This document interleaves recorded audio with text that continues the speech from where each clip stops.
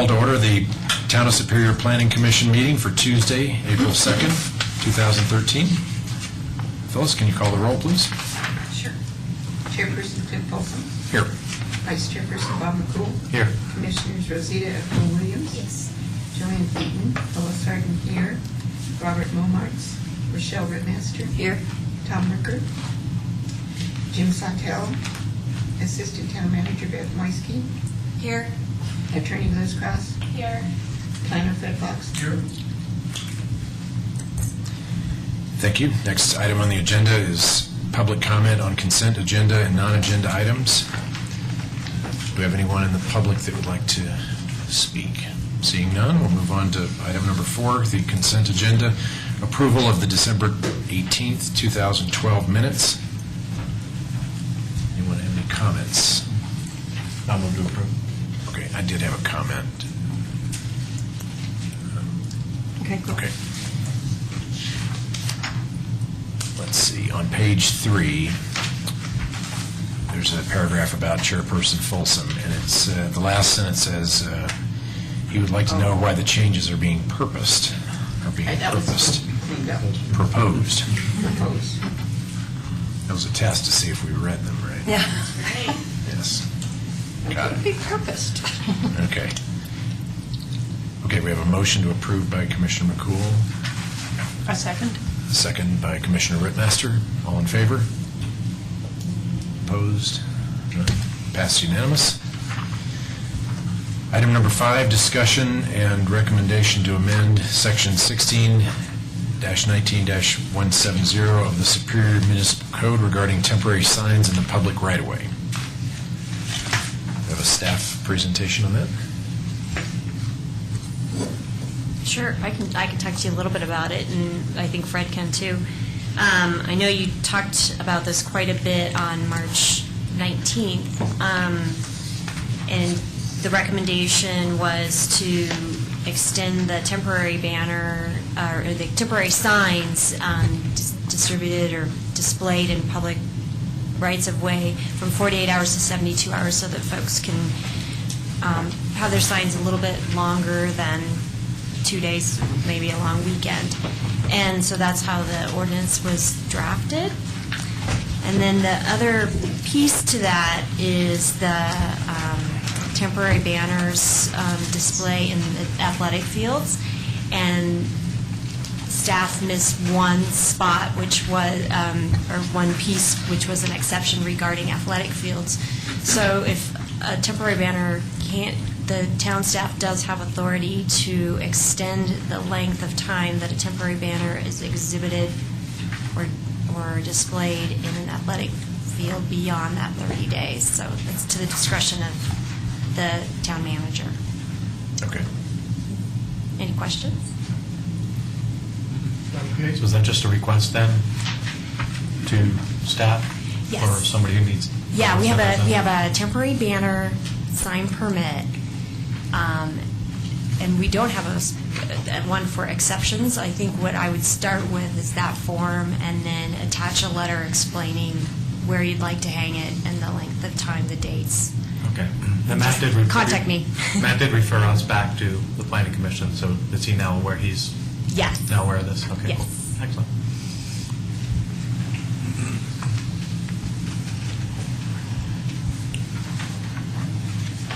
Okay, any other discussion on that item?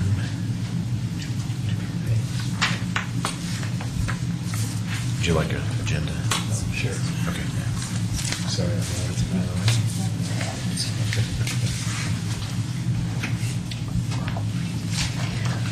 Okay, so you're basically looking for us just to kind of endorse the ordinance as it's written and... With With the modifications, the modification that you expanded it, the display of temporary signs in the public right-of-way from 48 hours to 72 Yes. hours. So that's the only change. That's it, okay. I think that's all we ended up with, right? That's, yes, after that long discussion, that's what we ended up with. Looks like a bunch of I'm sorry I nothing. missed it. Oh, it was good. It was good. We went all directions, but in the end, we Covered all the bases. covered it all. So. No pun intended with the plain Yeah, fields. no. That's right. Okay, so we're good with that item? I think so.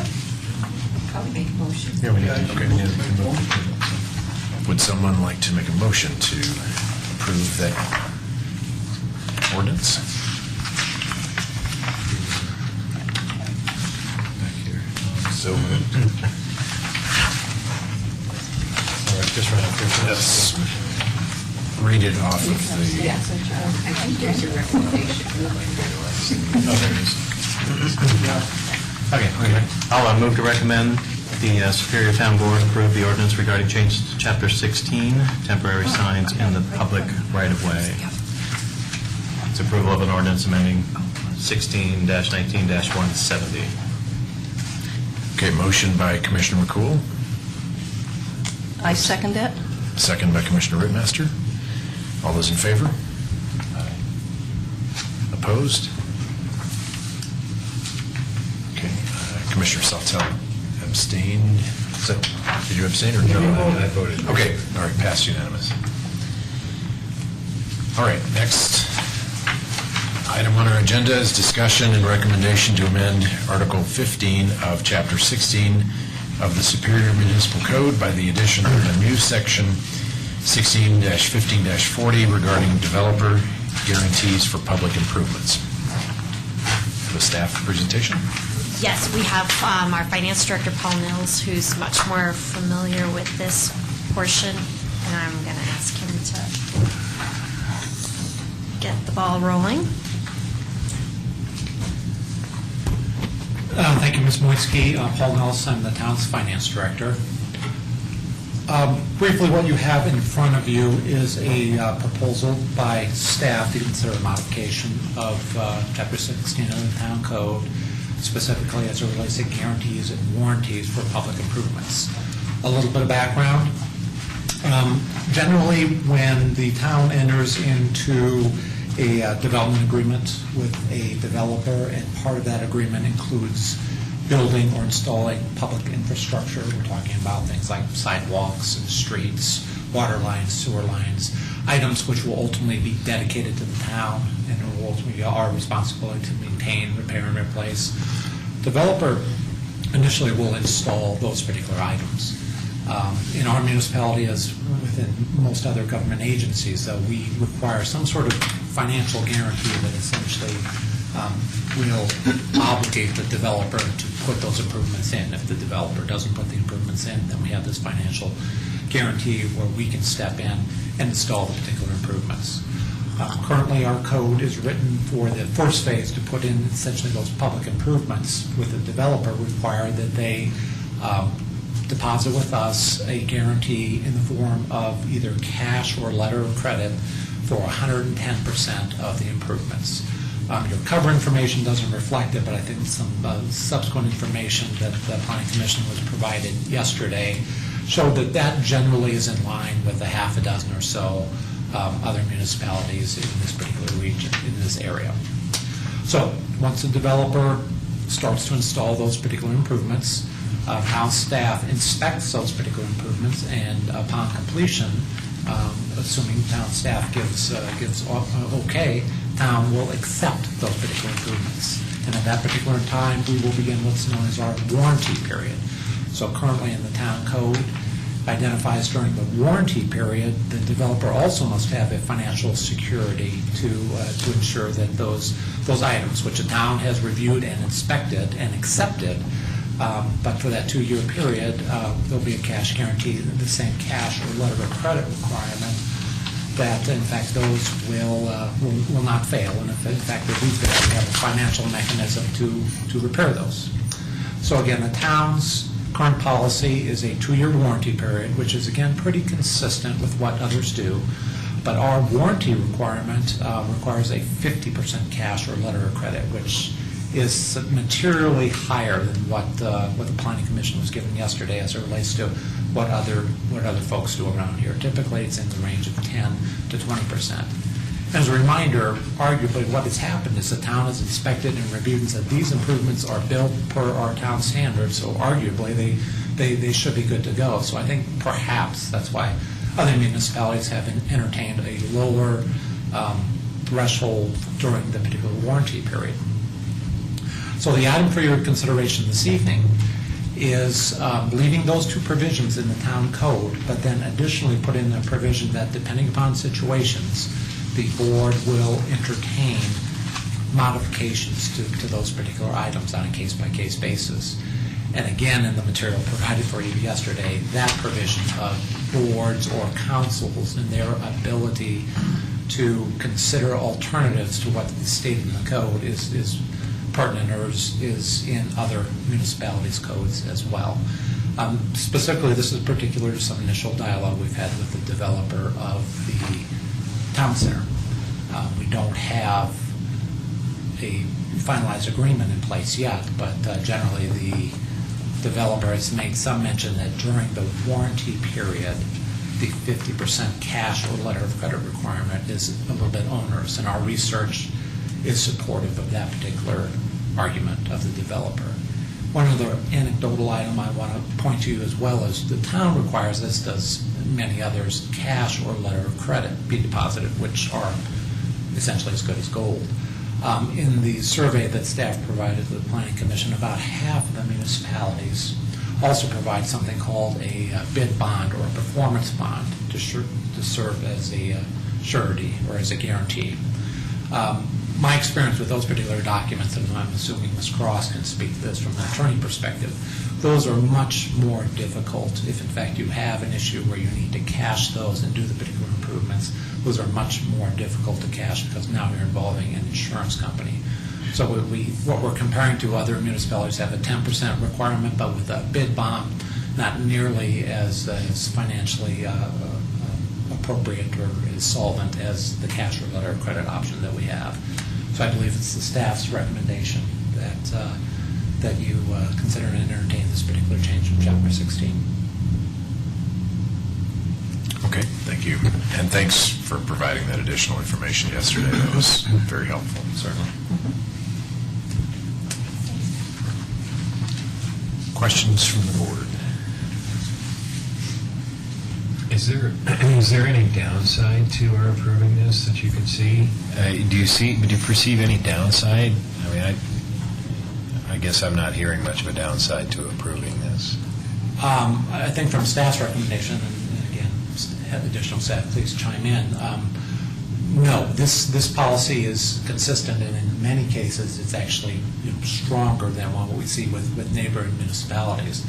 It allows the town flexibility to negotiate if, in fact, in certain circumstances, we feel that those requirements are perhaps too onerous. But at the end of the day, it's keeping the requirement of 100%, 110% surety during construction and 50% during the warranty period in place, but depending upon situations, allows for additional flexibility.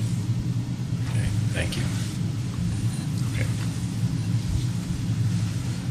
I don't know if this is a question or if this would be something more in terms of the discussion amongst us, but when I see something like this, and when I've lived here now 13 years and I've seen a variety of issues that come up, but the kicker is they come up after the 2-year so-called warranty. And my continued concern in our town, given we have challenging geology and challenging, even in the case of what we'll see toward town center, they're kind of in that Coal Creek aquifer, similar to Remington and things like that. And also they're going to be in a kind of a multi-phase building aspect. And, it's like when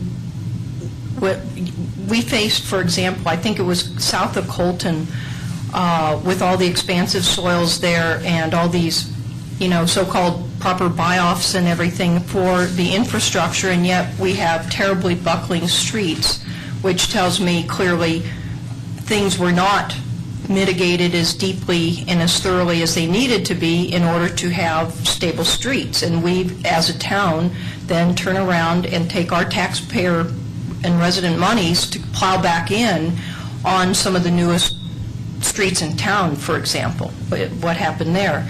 So, I look at this and I say, I want to be competitive with other communities, and I don't want to be onerous, but at the same time, I've seen now, another example is appropriate selection of landscaping and where, and it's not hard to predict based on the difference between deciduous trees and evergreens and their root structures that evergreens near major parkways that are going to be salted or, put mag chloride on, their shallow root system is going to get too poisoned to deal with it, and they're going to die. And once again, the town, we again pick up the bill because we're outside of a certain period.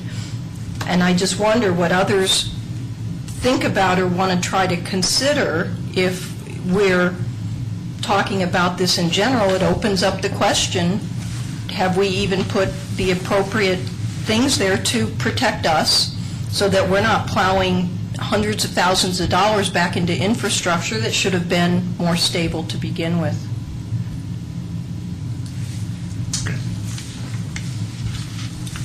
Other comments?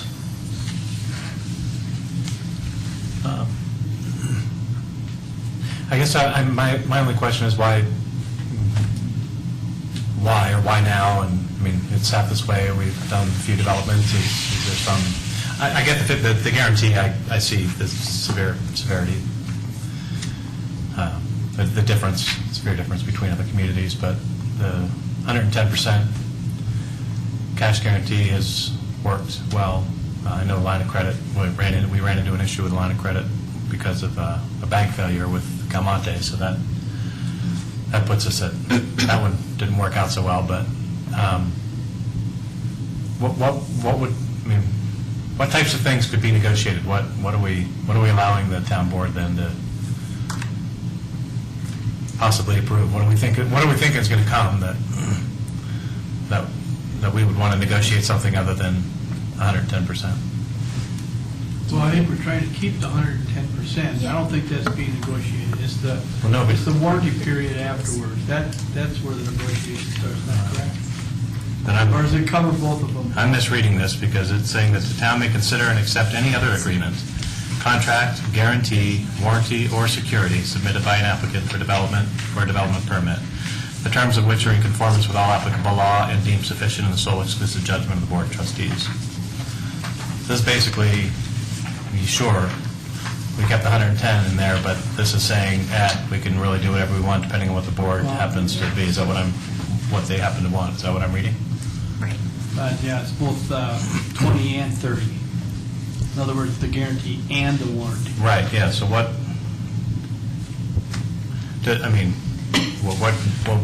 now, I guess, that's my first question. Let me leave it at that first question. Why now?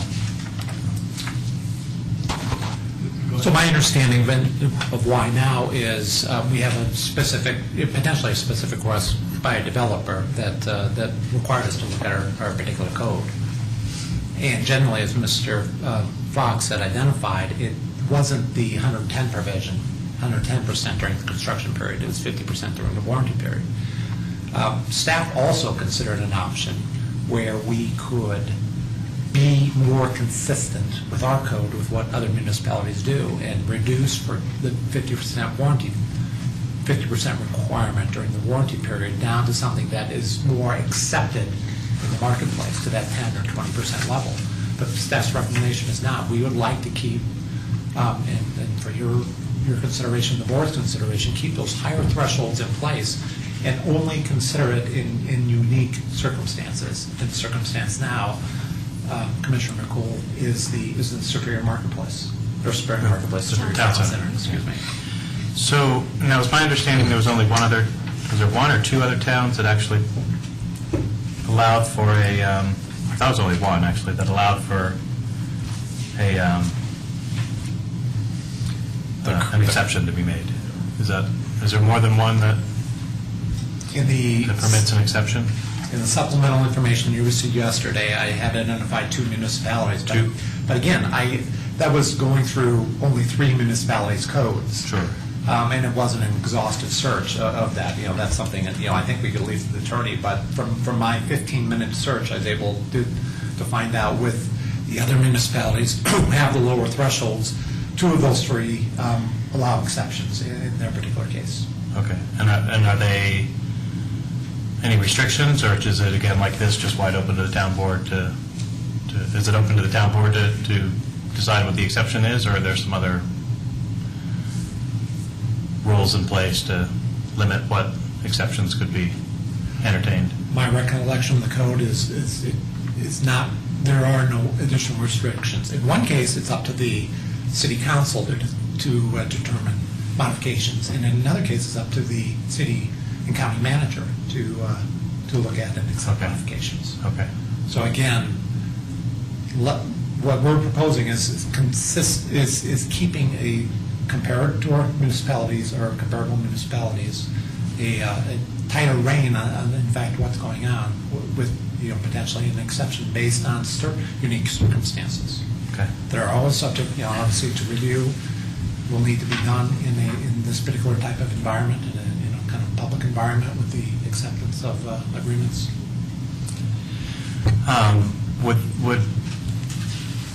Would this require a public hearing?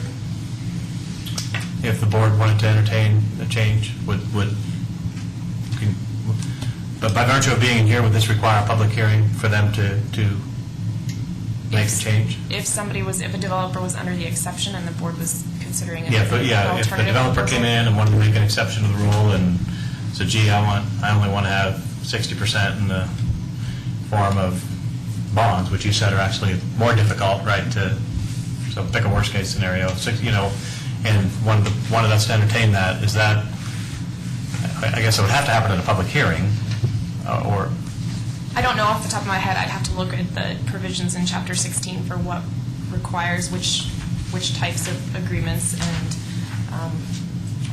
parts of the public improvement process for a developer require public hearings at the planning commission level. I would think at the board level it requires a public hearing, but I need to check on that. Okay. I don't think the planning commission reviews a development agreement. We're not mentioning it for town board. In this sense, then, that these negotiations about what their letter of credit's going to be or whatever would most likely be in that development agreement. And so, therefore, however that development agreement then is approved by the board through a public hearing or not, it's not. That's right. Or it is? Yes. You did have a public hearing? Yes, we did. Right, okay, so it would be there. The development agreement basically being almost a contract between the developer and the town. This is, the planning commission doesn't really get involved in some of that contract stuff. But there would be a public hearing to answer your question, I guess, ultimately, before the board. My concern in a request like this is you have the code which is designed to guide the developer down a certain path, and then if you have a section of the code which says they can request a change of the rules, then they can essentially kind of hold a development over the heads of the town board and say, we're your shot to get this done, and you either approve us at these levels or we're out of here. As opposed to them saying, if we want to get this done, we've got to meet your requirements. So I'm a little concerned with the language that says they can just renegotiate the whole thing. So, would it make sense to break it up to, there's the development piece of it, and then there's the warranty piece of it. I think that 50% probably is onerous, and it's not competitive, and if anything, that should probably be changed or have flexibility, but I'm not saying I'm totally against it, but I'm just, that's my concern, is that it's a little bit of a blank check and a little bit of a holding it over the board's head. And, we'd like to think that the board is always got the town's best interest in mind, but you're also saying, you're putting a lot on them to say, yes or no to this development, basically. Well, and for them to reasonably guarantee satisfactory completion of warranty, I mean, leaving that up to publicly elected officials who are not really, I mean, are almost volunteering, but I don't know. I mean, they do approve some pretty significant contracts, but, yeah, yeah, I agree, that concerns me a little bit. Well, I think that also the Board of Trustees would be receiving information from the staff, of which you'd have a professional engineer and whomever making those recommendations that either for the level of warranty or that the warranty time period has been satisfactorily completed. So it's not as though they're unadvised. So why do we feel we need this, though? Or what, I mean, Well, it's back to this, what I think Paul talked about. Yeah. not the warranty, just this other change. Why? I just don't see the justification statement in the recommendation, like why is it needed for a change, Why is that? I mean, I don't see it except for, unless it is clearly stated what are the changes, like Mr. Chimen says that, you should make it like a breakdown, two different things, make it more clear for me to really see. I think the answer is the developers come into the town staff and said, I don't like 50%, and if you want me to go ahead with this deal. If you don't mind, I would like an answer to that question. I mean, we have two more people have chimed in, but why do we want to do this? And I mean, why has this come up, and why are we trying to do this? I'll speak a little bit, then I'm going to ask Paul to step in. But part of it is that economics of being able to finance projects has changed significantly since 2008.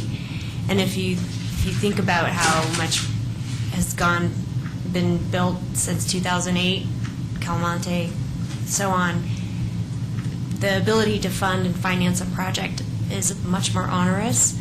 So that's one piece of it.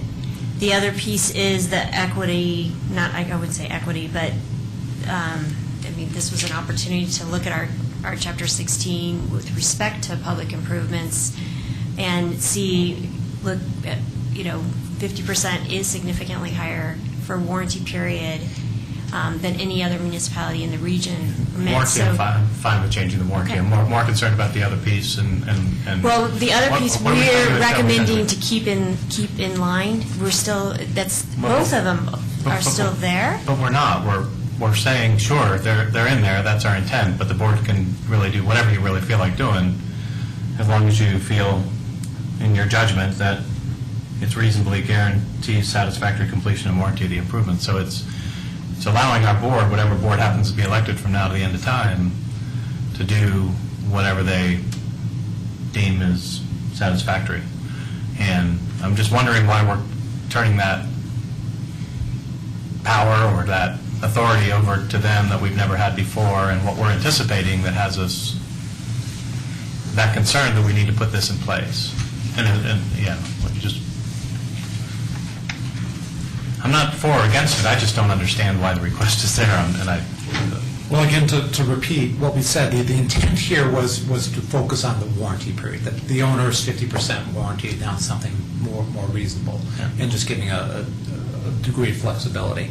And right now, as it's proposed, it also affects 16, 15, 20, which is 110%, but that was not the intent. Okay. But then the intent was just on the warranty side there, that 50% number. Well, but if that's all the intent was, then I think we can work with that, so.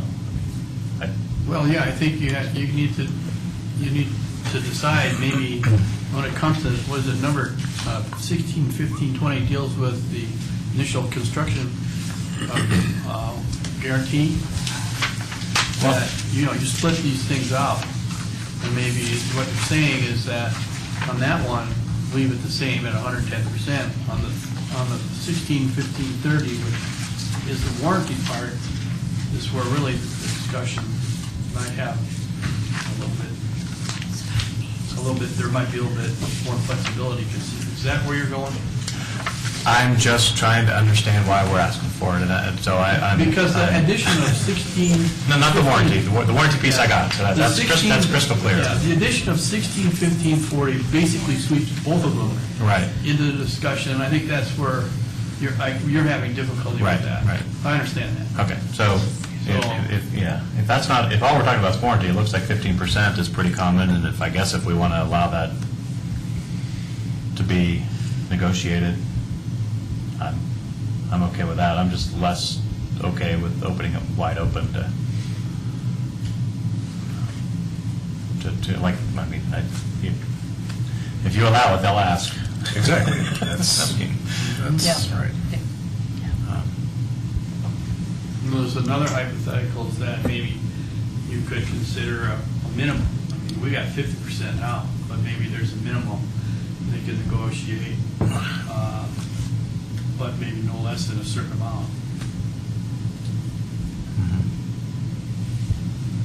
I mean, and opening it up for negotiation addresses your concern, Rochelle, because they could negotiate whatever they like. They could negotiate it out to 4 years if they want to do that. I mean, Or, again, maybe I sound a little out there on this, but maybe it becomes a step thing. It's 50% if it's 2 years, and it's, 35% if it's 3 years, and it's 25% if it's 4 years. I mean, I truly am concerned about the kinds of costs that have been rolled back to us as residents for things that I don't know where the weak link was. I don't know if it was inspections or the proper plans even created to begin with that were to properly address swelling soils vis-a-vis our roads, or extensive landscaping that turns out it was not the right choices to begin with, and just plowing money after money after money after. I get really tired of where our money goes needlessly. I'm very, very concerned about that. So I'm kind of the, you want to open up the door on this? I'll open up the door and say, maybe we step function it out. 50% if you only want to come in for 2, and 35% if you want to come in with 3, and 25% if you want to come in with 4. I like the idea when we open up for negotiation, like make it like more clear to developer, like what Commissioner was just saying, so that they have the option if they want to negotiate, instead of just leave it, everybody wants to have a, easy out, or maybe then everybody will come in and wants negotiation. So if you are more clear to make a few rules, for example, options for them to pick. I don't know, maybe. Well, I mean, most municipalities are 15%, and I think it shows Erie's at 25%, Lafayette's at 10%, Boulder's at 20%.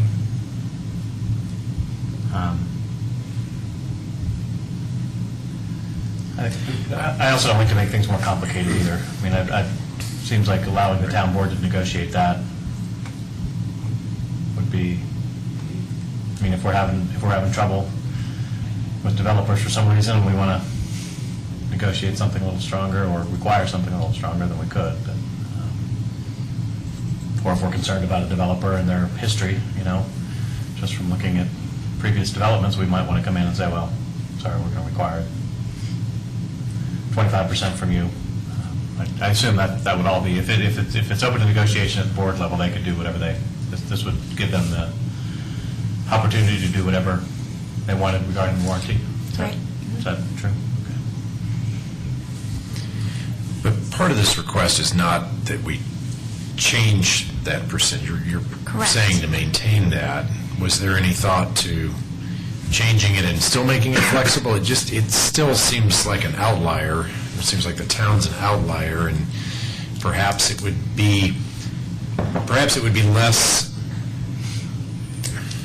necessary for someone to come forward with a negotiation if it was 10 or 15% more in line with everyone else, because there's going to be a cost associated with going in and negotiating. I mean, in both staff's time and a developer's time. So maybe just make it more of a level playing field, I guess I'm still not terribly opposed to the negotiation, but is that necessary? You know, I think we have a unique situation here when we're looking at 85 to 180 acres of property versus other parcels within the town that are significantly smaller, 11 acres, 17 acres. I can't remember what Guardian was, but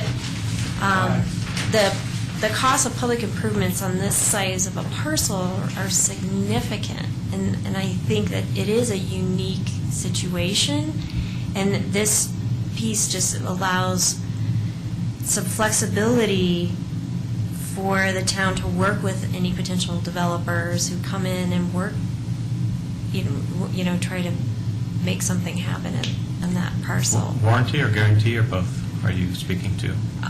A little bit to both. Okay. I want to be really clear, because I know, I get the sense that you're interested in seeing it for the guarantee as well as the warranty, so I'm just trying to get information as to why, what, and I'm not questioning it, I just want to hear the pros, really. I think the warranty is the stickier point, at 50%. That's huge when you look at public improvements of... It is. How many million? Yeah. So, Beginning at 40 million. 40 million, thank you. But I guess at the same time, even though it is a big number, we still want to be, Absolutely. we want to have that protection, because if it fails, it's going to fail big. It's not going to fail small, potentially.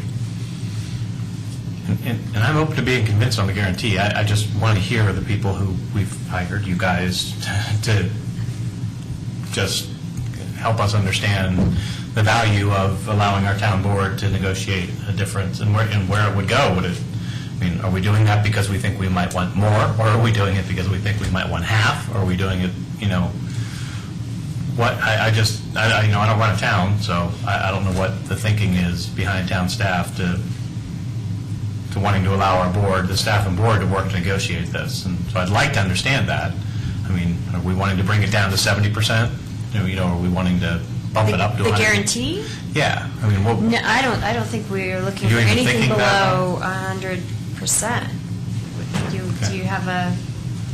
Again, I may not be saying this. No, you're being really clear, Paul. Okay, So, all right.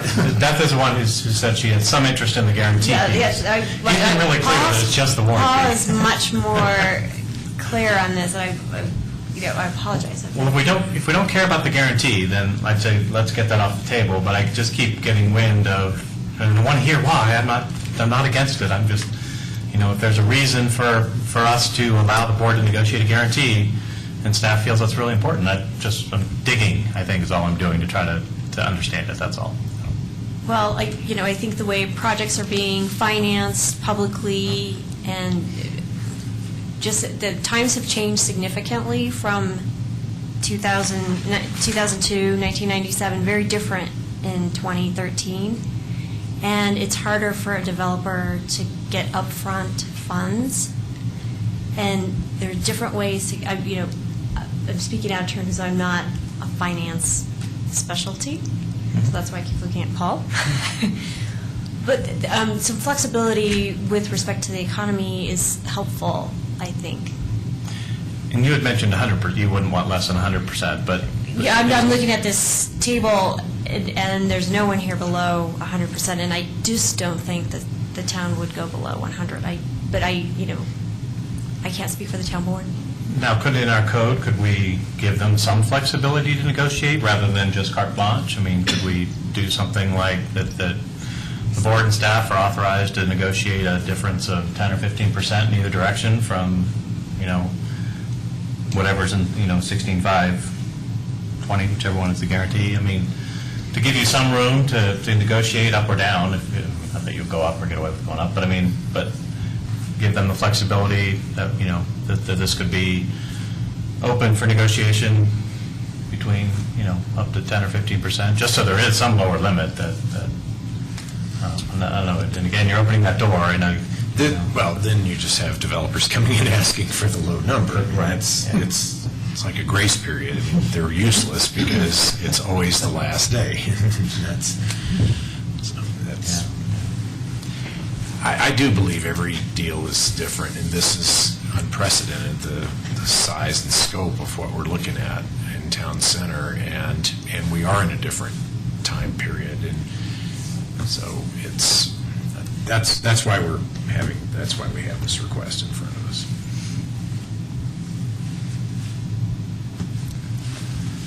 Other comments, questions?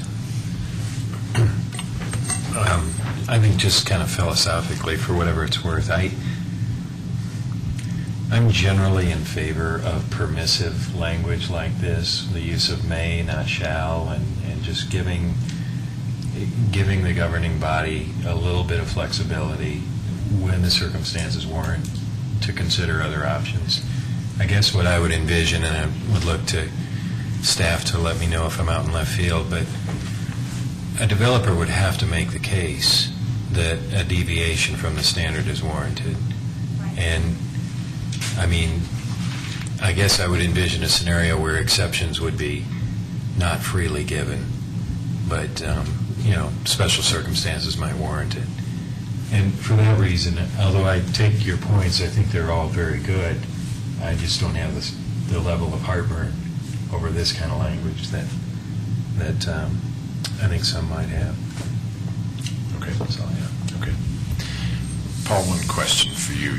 You may have addressed this in your opening comments, and I apologize if you're repeating it again, but the 50% number, where did that originally come from? Or why was such a high limit chosen when that was enacted? Or do you know? I can definitively say I have absolutely no idea. Okay. It sounded good to someone at that time. Yes, that's about what it boils down to. It's probably, some of these numbers have been in the code for some time. They were applied in the marketplace, and in that development era, it was dealt with by the developers. And also, I believe that it may have been considered by the professional staff that was advising that town at the time those numbers were put in the code to be, probably in line with the number of other municipalities and the way things were working in that time. These numbers have been in the code for some time. You had a piece of the code there from 1999 or 1997. So that was a different development era than in the 90s than where we are quite right now. And to add on what Mr. Fox is mentioning, and to get to Commissioner Rittmaster's concern, back in the day, back in 97, we had a situation where we had a very small core town, and then we had 3 metropolitan districts who were doing a lot of their own construction. District 1 doing the utilities, and then Districts 2 and 3 conversely doing the roads and the streets and the parks up in those particular areas. So the town, I imagine, would have limited control over the review at that point in time until the dissolution of the districts ultimately in 2004. And again, I'm repeating, and I apologize for that, and I know you heard this the first time, but when we get into the warranty period, what has happened over a period of years is drawings have been submitted by developers. They've been reviewed by our engineering staff as the first phase. During the construction phase, we have our engineering staff and our field inspectors reviewing these particular items, and it's only at a point where we accept these particular items. Now, the town has total responsibility of acceptance of all the infrastructure, including utility infrastructure. Then do we proceed? So, arguably, if we're doing our job, and not to try to make excuses with this site development being perhaps less from an expansive soil perspective, but the initial geotech work we're seeing across the road here is we really don't have any expansive soil issues. But regardless, we hopefully have now encompassed one entity has the exclusive review responsibilities and acceptance responsibilities of those particular infrastructure items. And so you would hope, with the competency of staff we have here, then that there will be minimal issues going forward after that 2-year warranty period. Things will always happen, though, obviously, so that's why there's some component in there. Okay. I also have to add on to what Mr. Nellis has said. In the development of Rock Creek, we had 3 districts. those districts were managed by a whole different set of staff. It was like there were two staffs. There was the district staff, and there was the town staff, which was small with consultants. And so, in many ways, the districts had their own consulting engineers looking at some of this stuff. So that was in a different day. And we ended up with some expansive soils in the roads that actually made them buckle. Mag chloride came along a little bit later, but your point's well taken in terms of being careful about these things. But from a historical standpoint, it wasn't totally within the control of the board, because the districts at that time controlled how some of these infrastructure, particularly Rock Creek, was developed. And so But we approved those districts, so the districts were approved as part of the development, but they had their own governing staff. They had a staff and they had their own governing body, and they had district directors that weren't the town board. And so what tells me that whether it was, these district people or they are people who we call town staff, what convinces, what can be said to convince me that, I don't want to call it business as usual because that has a different connotation, but what's to say we don't find ourselves in the same situation that for some aspect of complexity that is not being fully accounted for,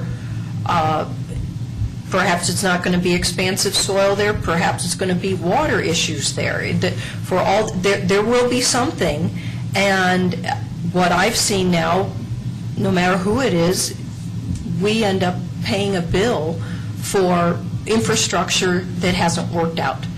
And if we're going to bring it up, then that's where I'm going to say I think we need to make other considerations. To say, well, it won't be structured like it was last time, it still doesn't mean that 2 years and our staff's approvals will have any different outcome than some of the other situations we've seen.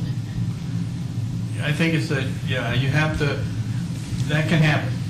The only thing is that there is a learning curve here that amongst not only just general professionals in the field has increased over all these years, and so there's sensitivity to some of these issues that, particularly in the hot soils area, and I assume we are going to be very careful about the water issues which may occur over here in the town center. But the hot soils issue is something that engineers have come up with a number of different things since the mid-'90s. There have been lawsuits in the Front Range since the 70s. I know. For expansive soils. I know, and but all I'm saying is that the engineering of these things is changing, and it has changed. So we're in this different era now where hopefully it's better. That's all I can say. What are you recommending? I mean, Personally, my own sense is if we're going to open up the door on reconsideration of these things, then I would be recommending having a lengthier warranty period. And where would you draw the line? 5 years, 10 years, 3 years? What? Personally, I would like to see it in the 4 to 5 year range. I think we have seen things, we have learned that things will finally pop up perhaps 4 to 5 years into the whole thing. And other municipalities, do you guys know what the guarantees are? Are they 2 years, 5 years, 3 years? Well, they're listed here, So 2 to that's 3 issues. years. The interesting thing is Oh, there they are. Okay. the proposed developer, their experience has been 1 year warranty periods, and there was a little pushback when we said 2, but they agreed to 2 as part of the development agreement. Yeah, I think if you start talking about longer periods, I mean, there's a significant cost there, so. Particularly with 50%. Exactly. I think from our discussions, I think if anything, we should perhaps be pulling that 50% back to be more consistent and perhaps alleviate the need to negotiate.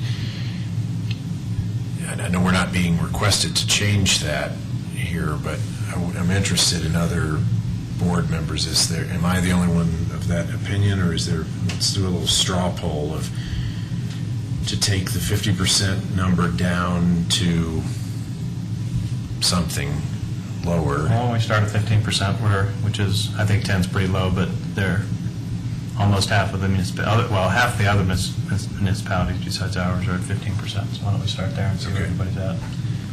So who on the board would support a 15% warranty figure? Straw poll. I would not be opposed to that, but I think to Rochelle's point, and I think it is a good one, that with this permissive language, I guess I could see a scenario where the board could entertain a lower, warranty amount, but prolong it, I mean, as a part of the negotiation, and maybe that accomplishes all objectives, I don't know. Well, start at a higher number, like 25%, so that you have 25% 2 years, and then we have our baseline. That's, I feel like it's important that we have code that says what we expect it to be. And if we're going to allow negotiation, then sure, they want to negotiate 15% over 3 years or something like that, or 4 years, leave that up to the board. I just think you should have a code that generally applies to most of your scenarios and alleviates the need for every developer to come in and try to renegotiate your code.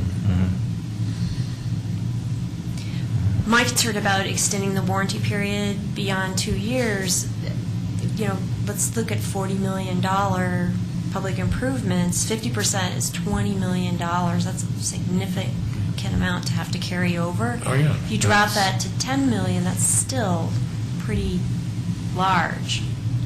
10, 15 million. Well, you got to keep it in perspective to the size of the development. Right. And that it's being phased in, and each warranty period stays, each phase has its own warranty period. So you have some experience to work on with. Are those on that numbers as well. hot? I mean, you're throwing out numbers that I can't say, okay, you got 10 million. I don't do public improvements, I don't do roads. Can you guys tell us whether or not, is 10% or 20% too low? Or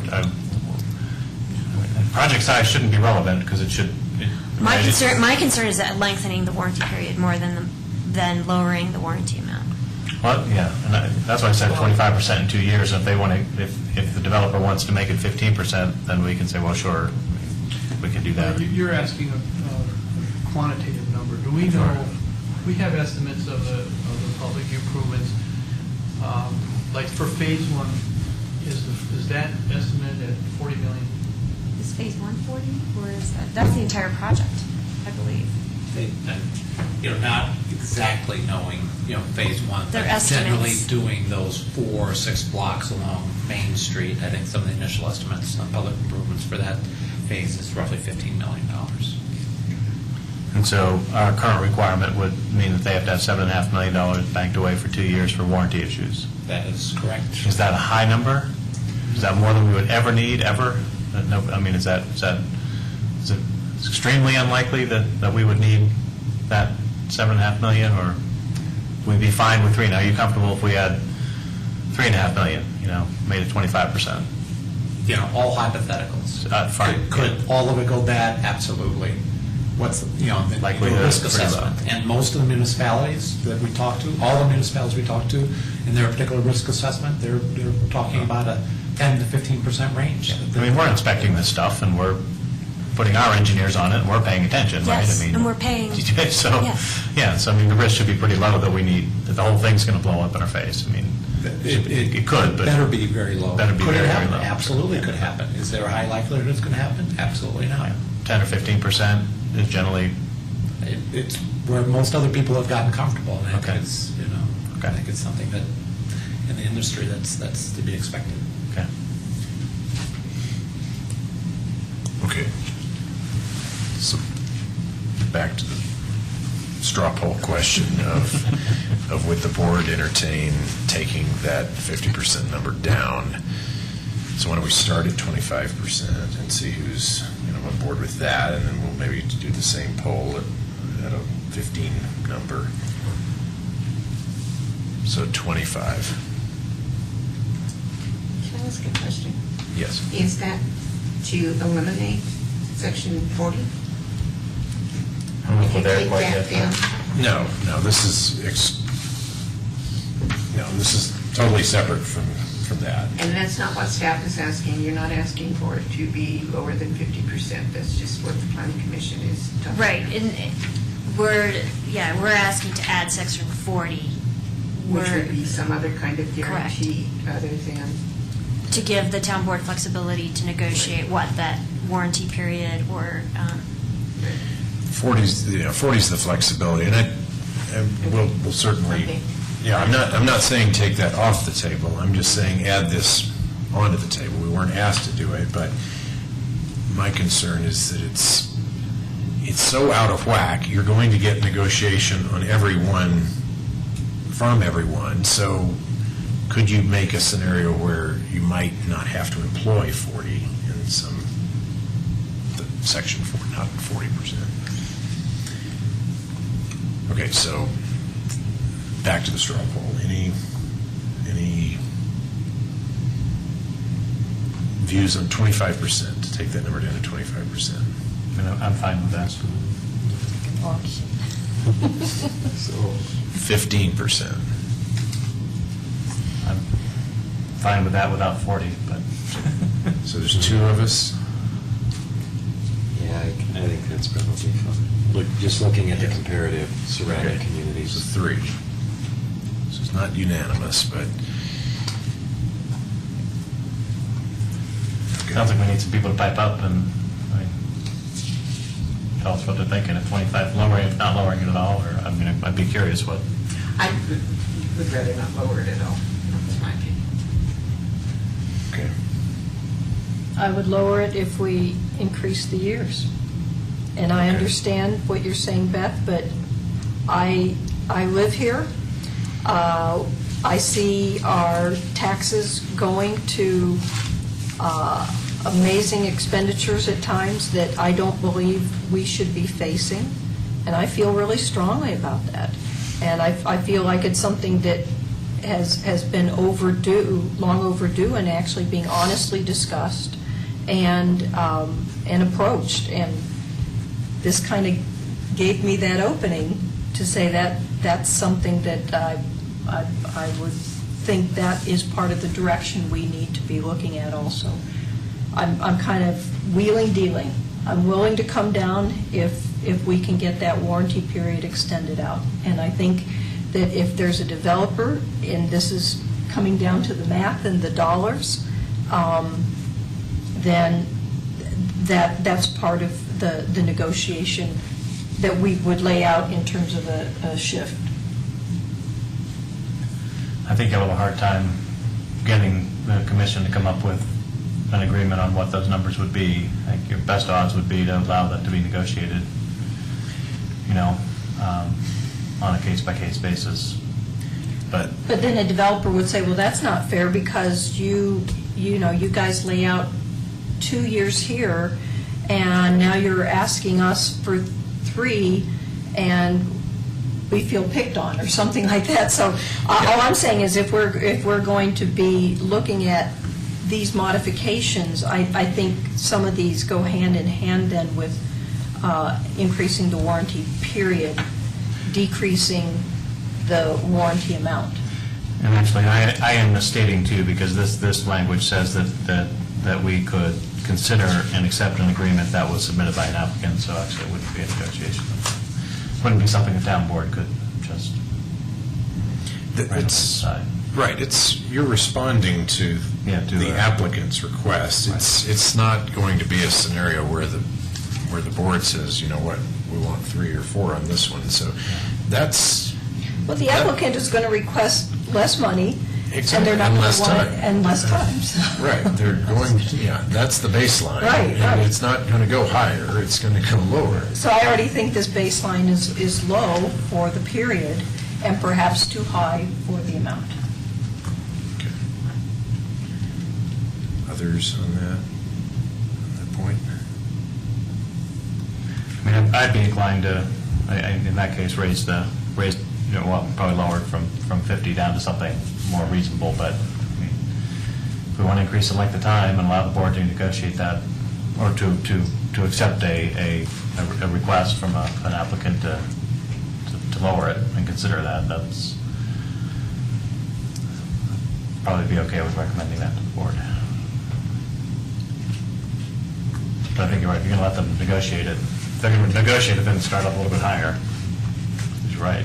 Can I just ask a question to the staff? With this proposed language as it's written, could that encompass a scenario where a developer comes in and says, listen, we can't come up with 50%, we can do 15%, but we'll give you a 4-year guarantee, or 4-year warranty?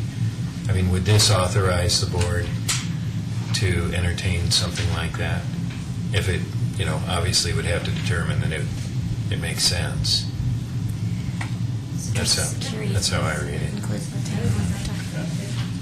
There's a lot of flexibility. Okay. They're just not going to do. No, I know. Well, I mean, it depends on how competitive the development world becomes, right? True. I mean, that's really what's going to drive it. And I don't know, there probably are not a lot of developers that are equipped to handle a project like this one. Is that Correct. fair? correct. Yep. So I guess I'm still trying to understand how do we word this so that these thresholds, and particularly regarding the warranty period, become clearly negotiable, but they go up if someone wants to come down in the warranty amount. I don't see, the language says it allows it, but it's also not guiding it very clearly that indeed you could negotiate that number down, but with an extension of warranty period. So that would be the kind of language that may seem too restrictive, but that's the kind of guidance that I would want to give as a planning commissioner. So I don't know how that works with the language. So, this kind of begs a procedural question. So we've got a couple of commissioners that are saying would like to perhaps bring down the 50% number, and we've got some discussion on should we increase warranty period or allow for that to be increased. But I don't think we're not unanimous on either of those points. So procedurally, can we add any of those to this motion by not being in agreement with that, or should we just simply focus on this motion before us? And We can make whatever recommendation we want to make to the town board. That's what we're here to do, and we could say we don't like this at all, and we want to pass along, I mean, we can do whatever we want. That's up to us. I mean, because we're really advisory, right? Yeah. Okay. And so we don't get as tied into any specific language, more so some consensus of discussion, I think. And I'd be more inclined to vet this as best we can, make sure they understand why we're making the recommendations we're making, that we've talked them through and figured it out, and make the appropriate recommendation. And at this point, we're not anywhere near an agreement with anything, so between the 5 of us, so it's 6 of us. or 6 of us. So, Okay, shall we go on to the question, I guess, so we've got these 2 other issues that we've talked about, but then we've also got the question of the motion that was put before us, which was to allow for this negotiation. We've had a good bit of discussion on it, but do we want to just simply focus on our discussions on that part of the motion to talk about pluses and minuses of that, and then perhaps we'll add the other 2 onto it as we move to a motion and a vote on this. We'll add the others and perhaps do a vote on those as we go to let the board know how we're feeling on those. you're saying we'll have discussion about whether to allow the board room to negotiate off of these standards? Yes. Yeah, that makes sense. Okay. For what it's worth, I go back to what I said earlier, in that just philosophically, I'm generally in favor of granting the governing body flexibility to consider exceptions to rules if the circumstances warrant. Then it kind of comes into a case-by-case analysis, I think, and with the understanding that exceptions are rarely granted. So I would be generally in favor of that provision as written, but I would also be supportive of passing along recommendations like the ones that have been fleshed out in terms of keeping the guarantee where it is, lowering the amount of the warranty, and considering extending the warranty in appropriate circumstances. Okay.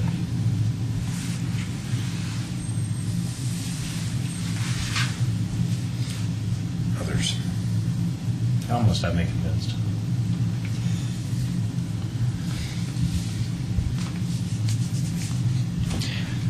I guess from my perspective, I'm pretty much in the same boat. I think our town staff and town board is in a much better position to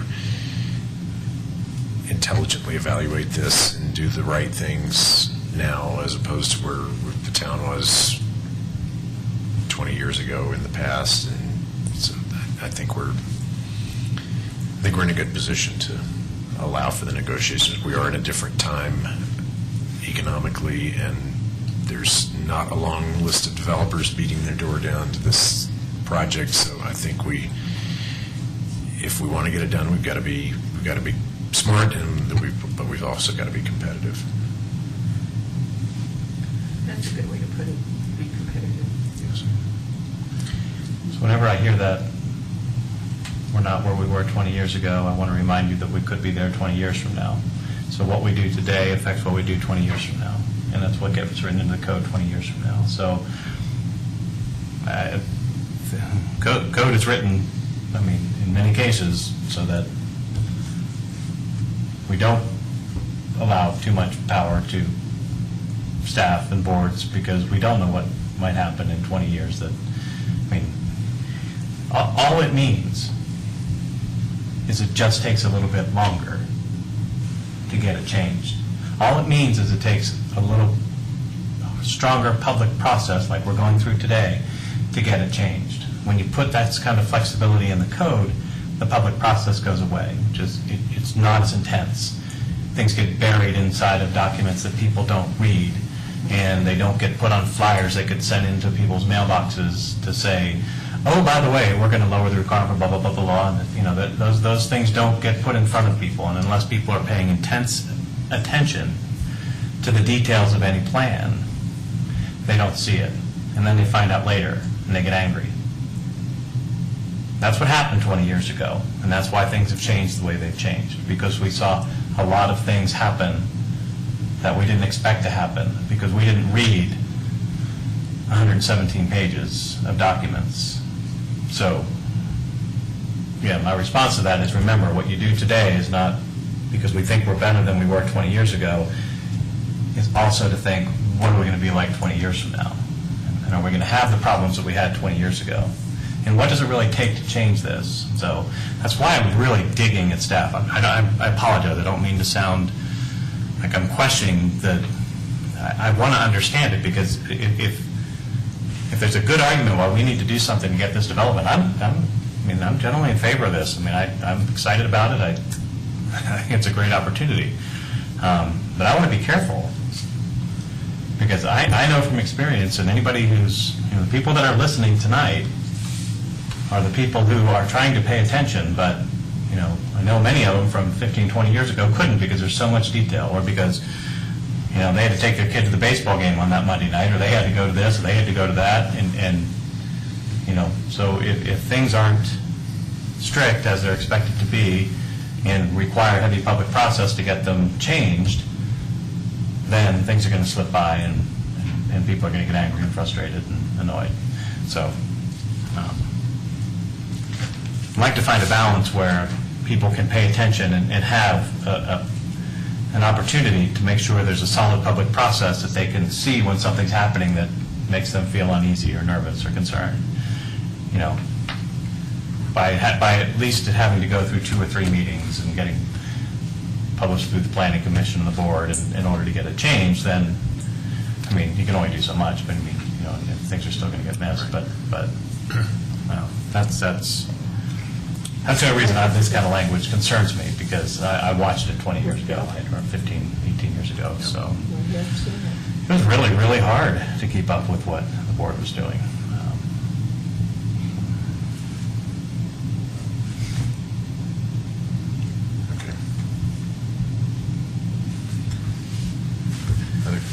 And nobody from staff has said, we really need to do this in order to get this development through. It's very important, you know. I mean, I haven't heard those words. That's what I was digging to hear. We really need to do this.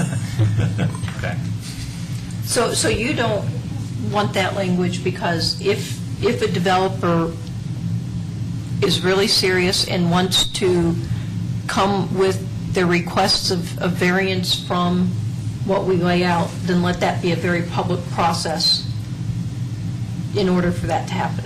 Yes, and we're going through one right now. I mean, that's what we're doing. The problem with this language is the next time we won't have to. Right? The next time we won't have to go through this public Right. process. I agree. We can also look at this and say this is our last hurrah, too. And I mean, there's probably not much more we're going to need to deal with. But if we're feeling like we need, I mean, and I've heard that, and I mean, we've all heard that this developer wants to move quickly, and we probably need to, I mean, if we do trust our staff and town board today, then, you know, maybe it's appropriate to just allow them to negotiate this thing through. But I mean, we're talking about breaking ground in August, is what I'm hearing, that they want to break ground in August. And this, we don't have the ability to move quickly in this town. We've not proven that we have the ability to move quickly in this town with development. Well, especially but that's this what, side. I think that's what this is getting to. That's what this is getting to. Yeah, but then it's there from now until the end of time. So. Do we need to add language to this that says that the town board and town staff may entertain it, but in the context of the public arena? Is that the kind of additional language? Or does that just say we might as well just take that out and let them follow current processes, which is if they want a variance from what our code says, then that automatically puts that into a public process? I'd feel better if I heard it was, I mean, I've gotten a little wishy-washy as to whether, it wasn't clear to me whether this, if an applicant submits a request to change the warranty or the guarantee, how does that come before the public? I would feel better if that request just came as an agenda item to the board and they got to deal with it. That would help me a lot. If it gets buried in a development, which is what I kind of heard from Fred, if it gets buried in a general development agreement that I got to read 70 pages or 50 pages and understand that that's what's being said, I have a problem with when variances or changes are requested in that manner. That bothers me. I know that's the process. It doesn't mean anybody's doing anything wrong, but it's so I think our development agreement is 25 pages, and we did have a public hearing with respect to the development agreement that goes over each of these points to include the financing portion. There's a finance agreement and there's a development agreement that are negotiated, you know, to the level that we have. And this would add some flexibility so that we can, and a negotiation is two-way, so it doesn't mean that the town's just going to give the applicant whatever they want. So does it open up negotiation if they request a change? I don't think are they requesting, they're not requesting a change to the development agreement. It says that they may consider and accept any other agreement, contract, guarantee, warranty, or security submitted by an applicant. Yeah. I would have you. Because we have a signed development agreement and a signed finance agreement. that has these pieces in it, correct? I'm not sure that it has these pieces in it. Okay, I need to double check that. Fred, do you have that? That was my assumption. I mean, I know we talked about the warranty period during the development agreement negotiation, and that it's 2 years versus the one that they requested. I'm not involved. So maybe it's the financing portion that we're talking about here, but, Well, you know, just help we're speed just this asking along. for some flexibility so that we can respond to the economy and to the few developers that we have. One recommendation we could, pass along is that, that this is our concern, that this kind of opens things up, and in the spirit of transparent government, that, I don't know how we word it, I'm trying to think on the fly here, but that when a change like this is made, and that frankly, not just this, but any request submitted that impacts, that changes what we've actually set forth in the land use code, that it's clear, in a public process, that that's being done. To me, that means it goes on the agenda and it's on the cover sheet, and it's,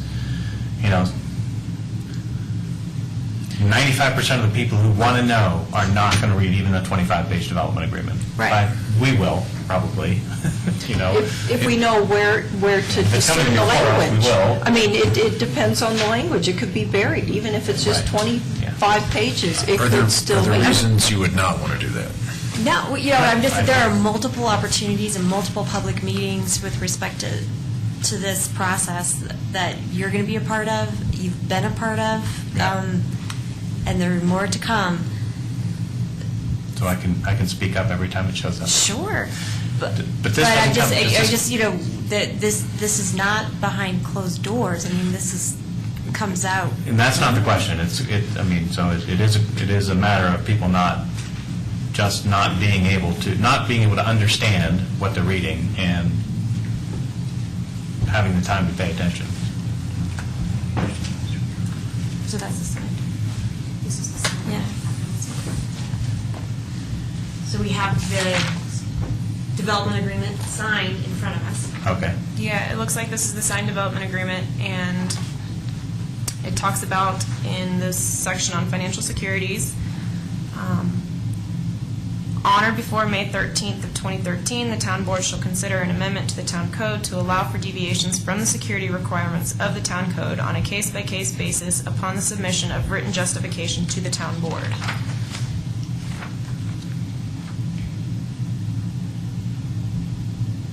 So this is clearly going to be in a open public forum, discussed and considered. Okay. That comes before the planning commission? We're here. No. When the development, that's been signed though, so that's, I'm not talking about the fact that we're changing the code. I'm talking about the actual request to lower, I'm assuming, lower the warranty amount from 50 to 15 and possibly change the warranty from 110 to 95. I'm sorry, the guarantee from 110% to, we're talking about two different things, right? One is this consideration of changing our land use code to allow the negotiation versus the negotiation of itself actually happening, which is what I'm trying to protect the public from missing. Right? We got,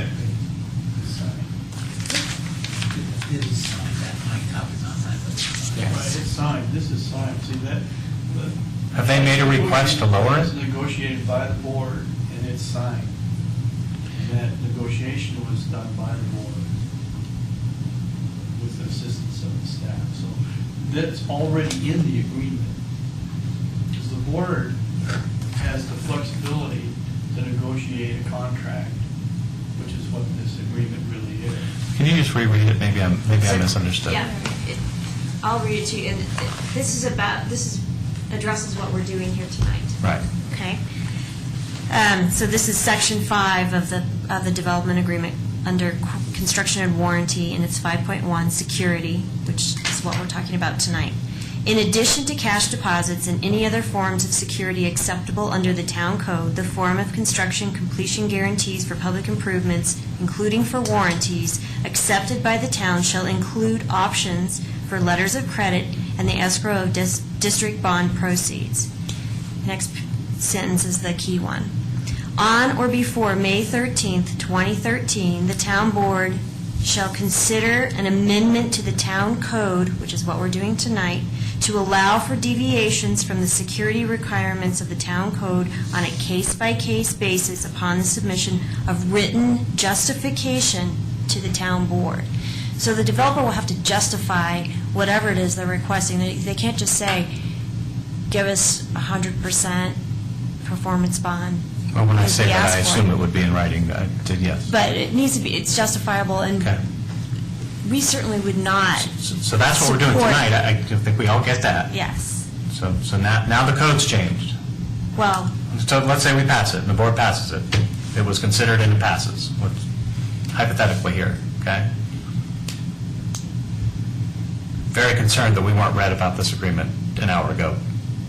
Bring that up in a minute, but heard. about this development agreement and this code. Well, anyway, so now that it's written, right? Does a request then have to be made if they want to change it? I assume if they're putting it in the development, this is the development agreement, that they're going to want to request some change, I assume for sure, from 50% down to something. Have they asked for that already? They have not made that request because it's So- not currently permitted in the code. So, when they, so all, now what I'm talking about is when that request is made for them to lower it from 50% to 15%, that it is clear, and it sounds like it won't come to the planning commission, it'll just go to the board of trustees, according to this, the way it's written here. So it's not, so we are eliminating going public, not that we get a lot of people coming here to check it out, but there are people listening on television they're going to miss this step, so this is a public process step that will get missed because it's just the board. Now, we'll consider this. We'll consider that request. And will that request be made as a separate agenda item that's then addressed by the board, or is it in the context of a, yeah, of what part of the process? Is it That one I can't answer. I'm going to give that to my attorney. I think we just went through government sunshine. Are these reasonable questions? Are these reasonable questions? Yeah. I think this was the question. I think this was the question you started with. Why are we here tonight? And I think now we finally know. Yes. Right, to the public. An hour and a half into it, now we know why we're actually here. Yeah. Because the board basically agreed to it already. Well, they could have given that as the background. How will they know what is actually negotiated? That's what it seems. Yeah, how does the public know that a 25% decrease in warranty was requested by the developer? And when do they have a chance to say, wait a minute, we don't like this? Or do they? Are you talking about after a development agreement has been entered? Hypothetically, this is approved. This gets approved. The developer writes this letter that says, I am submitting to the Town Board of Trustees, for you as the applicant, I'm submitting this request to lower the guarantee amount from 50% to 20%. How does that enter the public process? How does the public hear? When do they hear about that? So How that do would they be hear an about it? amendment to the development agreement, or to the terms of the development agreement as agreed to and approved by the town board. And you now So have if a they s- want to amend it, then the amendment would need to come back in front of the town board in a public process, and the board would need to approve the amendment. So that's the public forum part of it. Okay, so here's my concern. Remember my soapbox just a few minutes ago, how we don't, it's hard to pay attention. How many of you knew that this was in the developer agreement tonight? Anybody? We're the planning commission, okay? I missed that meeting. I missed one meeting. I missed a town board meeting. And in that developer agreement, actually stated that we were going to have this meeting to consider this change. And we're also expected then that these changes are going to get caught by people who care, and the planning commission didn't even catch that from a development agreement that was done 3 weeks ago. I am in favor of this project, but it scares the hell out of me, and stuff like this scares the hell out of me. And So it won't get caught. It did. The fact that we're even having this meeting tonight was in that development agreement. We didn't even know that that's why we were here, because it was in the development agreement. So, and now I'm a little bit angry because it wasn't brought forth at the beginning of this meeting that the development agreement was signed and that we ought to be doing this. So I'm not sure where to go now, because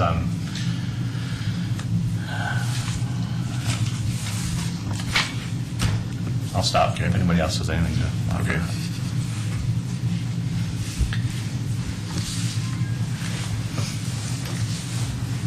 Well, I think, we're here, we've got something in front of us that we've got to act on, so let's Well, I mean, I would just forward. like to comment. I mean, I think Commissioner McCool and Commissioner Williams, I mean, we're asking, what is it that prompted this? And we find out an hour and 25 minutes into the meeting what actually prompted this. This was not given as the background, so we could come in with this context. That's kind of strange to me.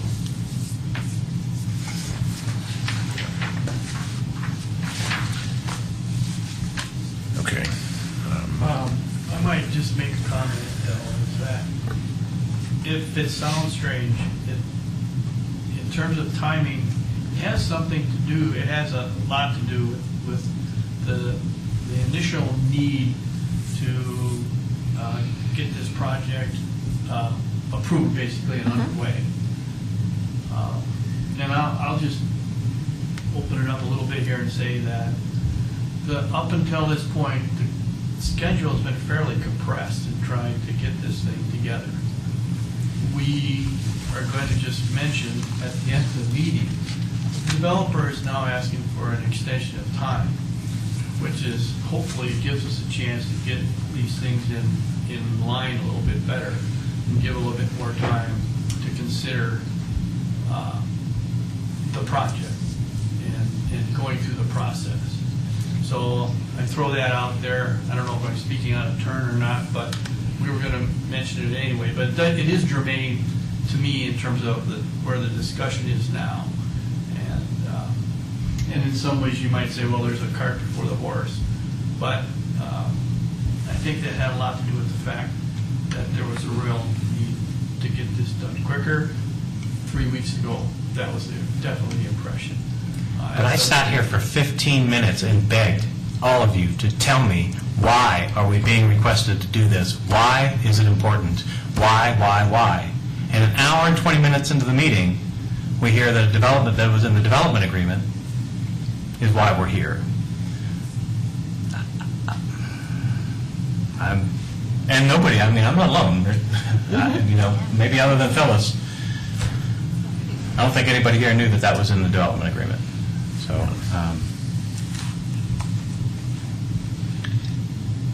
this is going to be really, really hard for the next 8 months if this is how it goes. I promise you, it will be hard. These meetings will be long, and they'll be frustrating if this is how it goes. So, I can't imagine it going any other way. It's just going to be really hard. It'll be hard for all of us. So I don't know how we correct it and move quickly at the same time. We're not good at moving quickly. We have never been good at moving quickly. We aren't. The town doesn't do development quickly. That's going to make this really, really hard anyway. So Yeah, I think moving forward, I mean, the more information we can get, the better, sooner. I mean, that's part of the reason for my questions 2 days ago, because I knew the discussion was going to go to, well, what is everybody else doing, and what are the other communities doing? And so having that background really helped. I think, in hindsight, it would have been really great to have that development agreement as a part of our packet with a big yellow circle around that paragraph that was just read to us. So that, yeah, we can't expect the public to digest all of this volumes, but that's what we are here for. So, packets, thicker packets are fine. I mean, that's what, I think that's what we're here to do, is call through those, so. Okay, so the board is clearly expecting this motion to come before them. I think whether we vote it up or down, they're going to act on it the way they're going to act on it. So I think at this point, we need to give them our input on how we feel about it and add the comments that came up during the first hour of our discussion about perhaps some changes to the warranty amount and perhaps some discussion about concerns about the warranty period maybe be needing to be extended. Does that sound like a good plan? Okay. Shall we tackle the motion first, or should we talk about the additional points? How structurally, what would be the correct way to handle that? You can do it all at once. You can make the motion recommending what you want to do with the language in front of you, approve or disapprove, with the additional recommendations as part of that motion. Okay. Okay, do we have a commissioner that would like to make a motion as outlined in their materials here? I'm curious if we're going to add any other points to it. We are. She just said, let's vote on this motion, and then we add those other points after. Should we discuss the points Yeah, first I'm not comfortable, before yeah. putting them in a motion? I want to know what points we're talking about passing along, Okay. or I'll just not vote. Okay. Whatever, but yeah. I mean, Okay, so we have the motion as outlined here. The other points that we talked about in the first hour were consideration to reduce the warranty figure from 50% to a lower figure. We discussed 25%, we discussed 15%, and there seemed to be 3 out of 6 that were in favor of each of those at the time we did that straw poll. And then there's also was some discussion about should we extend the warranty period on a case-by-case basis. So if you're going to go back and hit all the points from an hour ago, we also have the question of guarantee, or whether this covers the guarantee and the warranty or not. So, I mean, there were a lot of points that were brought up. I'm not sure where people are at this point. Maybe. Yeah, because, yeah. Maybe. Say that and that. I don't know whether you just add, I mean, I'm fine with it at this point. I'm fine with the way this is written at 50%. I have some other points that I think I'm more interested in getting to the town board besides the one we talked about. But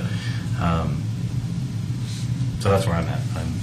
I'm okay with it as is, with some additional comments I'll bring up later, depending on where we land. So. Okay.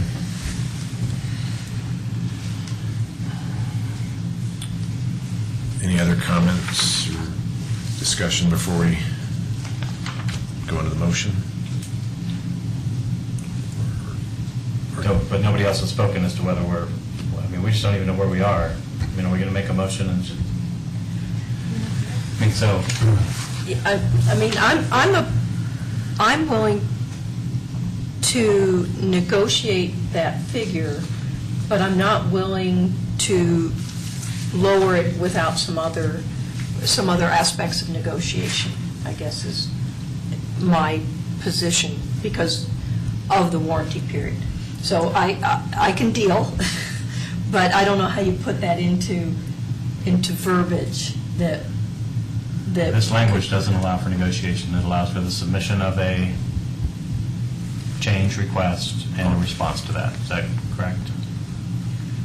Correct. Inherent in that is negotiation. That does enter into a negotiation, so if they come back Well, and... if one side requests one thing and the other side counters, there's room to Okay. meet in the middle. This language allows for that case-by-case flexibility for different ideas to be proposed, different responses to be proposed back, and it allows the Okay. town and the developer to Okay. come to an agreement that works for a particular project. So we've got the negotiation piece in there, but it has to be instigated by the applicant, so I think we want the numbers as high as they are. That's why I like the numbers high where they're at, because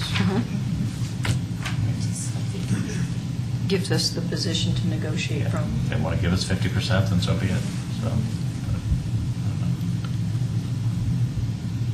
I still go back to my point about if you make it more in line with the norms, perhaps you alleviate the need for them to come in and negotiate with you. So if you go too low, then if you go too low, then you're not protected, but if you... And we allow the negotiation room is in there anyway. I mean, we're talking about negotiation language remaining in there. So with negotiation language, I mean, so I think we have two choices. We either allow the negotiation, we either recommend the negotiation language stays in there, or we recommend the negotiation language comes out. We recommend the negotiation, if we're all in agreement the negotiation language is good, and we want to give staff and the board, and maybe that's a place to start. We're okay with giving the board and staff agreement to, that we're in agreement to allowing them to negotiate. And let's go from that perspective. Because I'll come down. I mean, I won't come down to 15 with that language, but I'd come down for 50. Are we all in agreement that we're fine with the staff and? Well, that's the motion that's before us, is to allow for that negotiation. So I think that it would be appropriate now to have that motion, and then we'll add on the, we're not going to have consensus on the board or our group on the other points. I think the other points are just added on as, hey, here's some other thoughts from the planning commission. Problem is, you pass that motion, and we get to here till 10:30 at night and can't come to an agreement. That motion's passed, as is.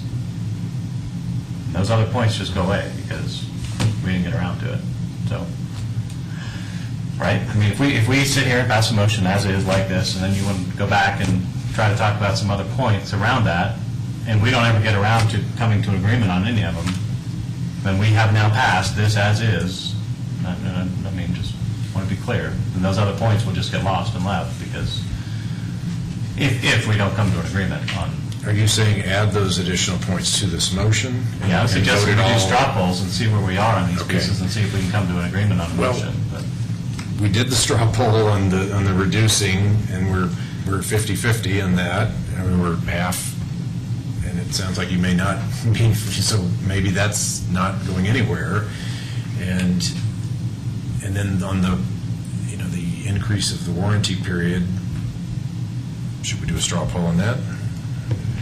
I think maybe the process is make a motion to approve this, a second, then discussion to address the points, Bob, that you and Rochelle have raised, then determination as to whether the motion should be amended to formally incorporate those points or not, and then vote on the motion pending. I think that's the process.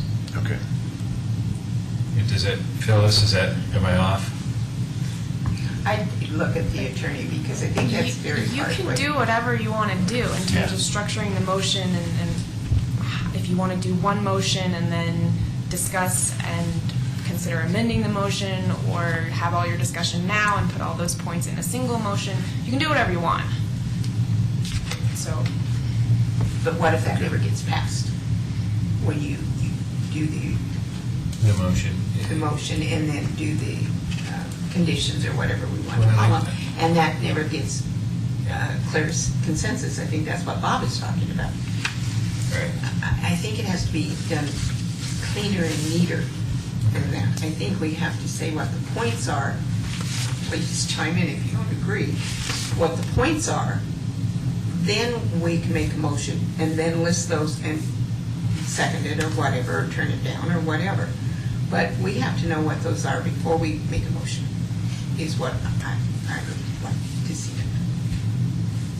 Okay. So what are those points? Those points are to reduce, or to add more years to the warranty. Is that one of them? Is that what you're saying, Michelle? Well, I guess what I'm saying is, if if we're passing language that gives them the discretion to negotiate, that we kind of give guidelines to the points we think should be included in negotiation? Does that make sense? I just don't want to give them such carte blanche, and I'm not sure now how public our carte blanche is going to be. So I'm still kind of trying to figure out the best way to say you're willing to negotiate, and maybe this is overbearing, but along these lines then. If, you know, that if we're going to be allowing the variance in the warranty amount, then we want to guide what that balance could be. Problem is you're asking this commission and then that board, as it sits today, Yeah. to create those guidances. And is Yeah. that fair? Is that appropriate? Is that okay? You know, I mean, just allowing the board to negotiate, I mean, my biggest concern is the public process. I mean, I don't care if they negotiate. I'm happy with this staff, and I'm happy with this board, and I trust, you know, I know we all make mistakes, but, I mean, this is one of the more trusting boards, barring what happened tonight. I'm still very frustrated with that, but I've been very happy with the staff and this board.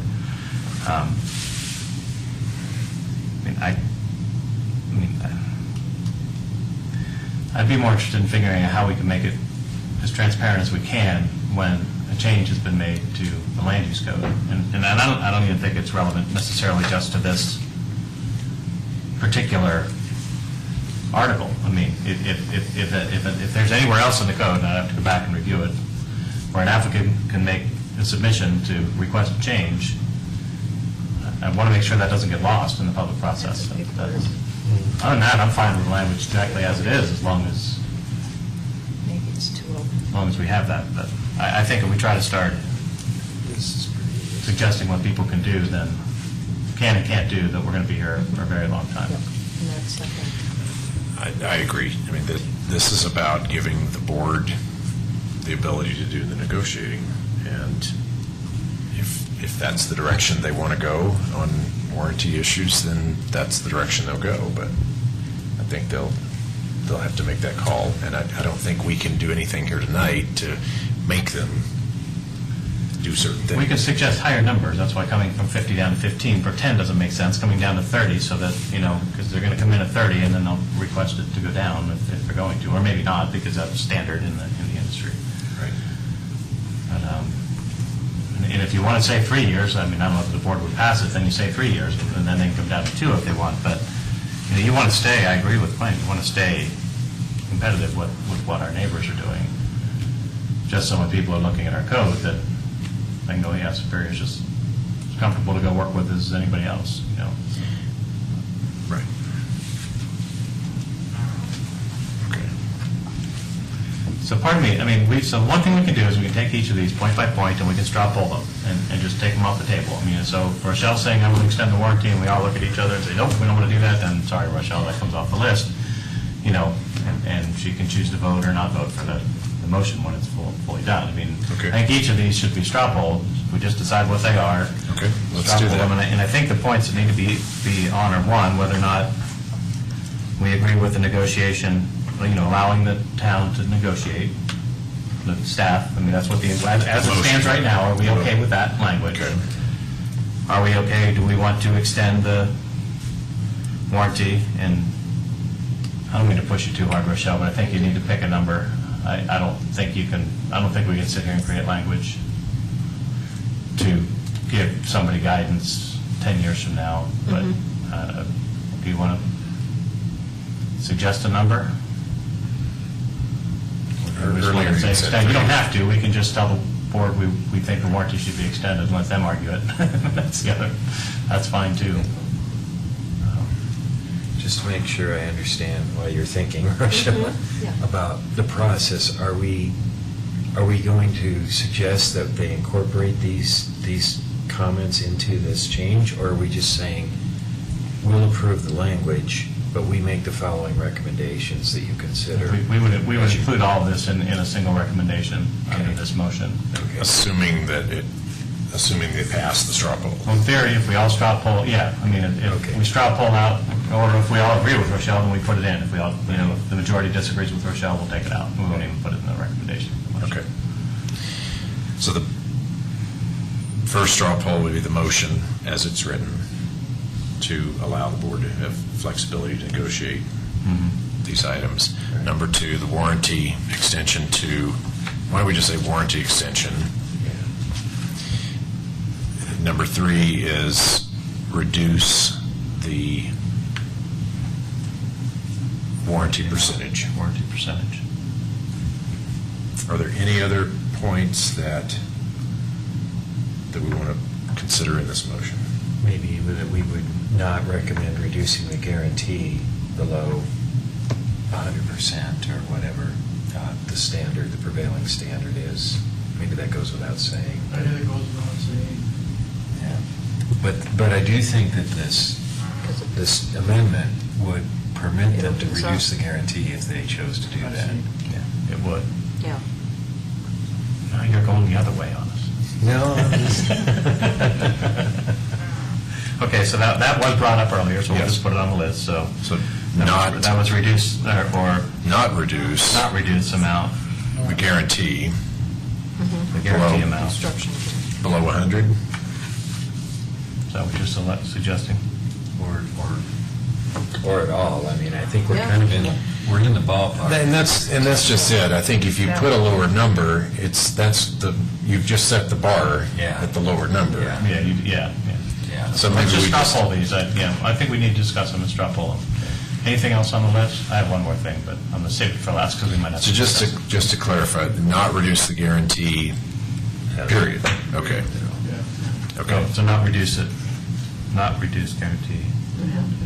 Okay, like literally put that, request that be put in the code that they, okay, all right, so that's that one. So you can negotiate things, but don't negotiate that one. It's basically what that's saying. That's what that line is. Understood. And we We'll just take put them that on out. here. That's a good point. So does that mean out of this 16, 15, 40, would we remove guarantee? That's essentially what That's that's what saying. that Okay. language would be Yep, saying that- if that's we what I did think that, we're so. saying. Okay. Well, And actually, you know what, the thing I want to request probably is a separate motion, because it is unrelated to this, and it probably relates to the entire land use code, and I'm going to make that, even if it's not on the agenda, if that's okay with our chairman, for me to Sure. do that afterward. so let's go through these and then we'll Yep. do that. Okay. Okay, so let's have a straw, are there any other points that we should consider? Okay. Okay, straw poll number one is the motion to recommend approval of the ordinance as written here, proposed to us tonight, to allow the board to have flexibility to negotiate the guarantee and the warranty. Those in favor? What if it's in favor, but given what we just said about guarantee, to strike guarantee? We're going to straw poll each of these individually. So Okay. this one is the motion just as it's written, nothing else included. I'm an engineer, I know. I was going to phrase that a little bit differently, Clint, rather than because if it's as written, then all these other points Yeah. become meaningless. So Yeah. you're not going to get, I mean, if anybody cares So- about any of these points, then that straw poll's not going to matter. I was more interested in, are we allowing, but I see what you're saying. I mean, are we going to allow the town board to negotiate? And I think it is, both guarantee and warranty. So it's written.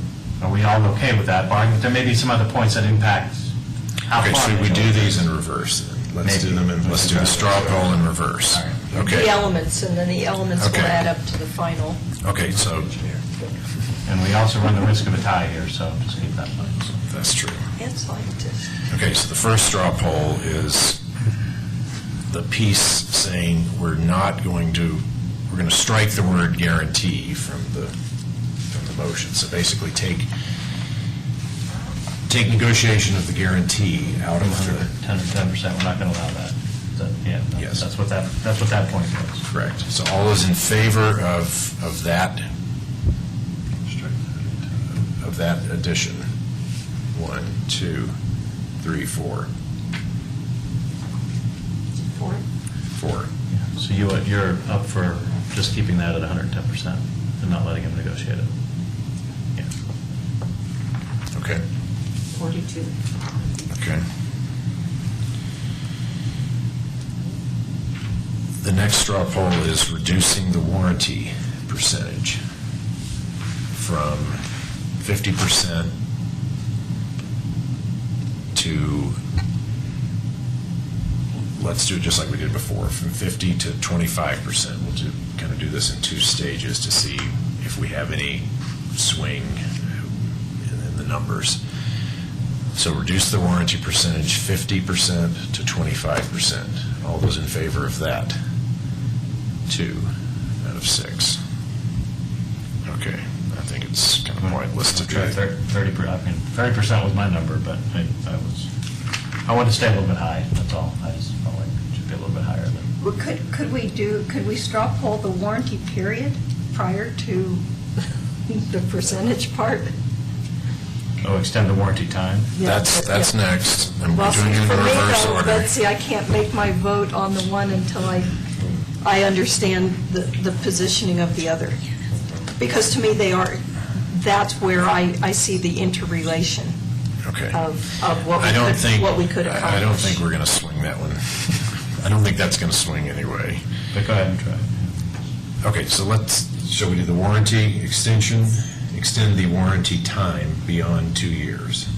Those in favor of that idea? And we're recommending to the board that they consider that in the course of their negotiations. Yes, recommending to the board they consider extending the warranty period of time in their negotiations. Wait a minute. So extend the period of warranty time in their negotiation, you mean? So kind of to put that clearly into play, I think, well, what we're recommending is that they extend, that they add language to this code to extend the warranty to some number. Right. maybe Beyond. what we could do here in terms of, say, warranty, comma, warranty period, comma, or security, da-da-da-da-da. Maybe that's the way we insert, We're right back to the fact that it's 2 years in the code, or no, it's 2 years in the code today. You're not going to get it any higher. An applicant's not going gonna come to in. 2 years. okay. So the board needs to, so then now we're talking about changing 15-30. And we're talking about changing 15-30 because that says 2 years. Well, although our town attorney said that the board could bring up the point of in negotiation back and forth between developer and town, the town could say, you know what, all that sounds great, but we want 3 years, or we want 4 years. That's my point. I think because they have negotiation that this becomes unnecessary, but that's. But then maybe if we have negotiation, then I'd want to see just the language included, then that says warranty, implying the warranty amount, comma, warranty period, or, Sure. or, you know, or In the language security. itself. Yeah. That's fine. Okay. To pick that up as being part of what's negotiable. Okay, Straw poll, everybody so okay let's with that? change that straw poll to. So it's not extend the warranty time, it's just to add warranty period Period. to the To the language, negotiation to the- language. Yeah, to the language. Everybody? I can go with that. Okay. We have one unanimous. Hey, hey. I think. See, I can be You okay with reasonable. that? Yes. Okay. All right. But I will drive a bargain. Okay. Count me as a no on that, so let's do 5 to 1. All right. Okay. So that means we're not okay with number 1 because as is. Right. We're not okay with 1 as is, so we can, That's a discussion. I'd like to argue in a minute. okay. Well, I think we've got the points to where we can amend it. You're saying we're not okay with the current language of the statute? Well, you're not because you said you want to reduce the guarantee. You want to take that out. So we're not okay with the negotiation language as it is. Right? Right, right. We would amend that language. I mean, personally, I could give on removing the guarantee language if we could just, if we're going to do this from a thumbs up, thumbs down, as written, with these recommendations. You know, don't give on the guarantee, consider extending the warranty period, consider reducing the amount of warranty. If that's how this thing shakes out, I'd be fine with that. But our town staff is sitting here telling us that it's important that we allow some negotiation room, and I think that both guarantee and warranty are in here because we need some negotiation room on the huge development that we're talking about. So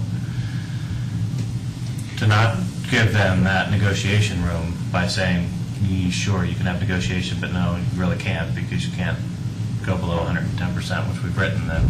Well, we're just making recommendations. No, I know. It's an I'm just, yeah, so I'm taking my opportunity to say, that's the one but that's the one that passed. That's the one that was 4-2. We don't want you to go below 110%.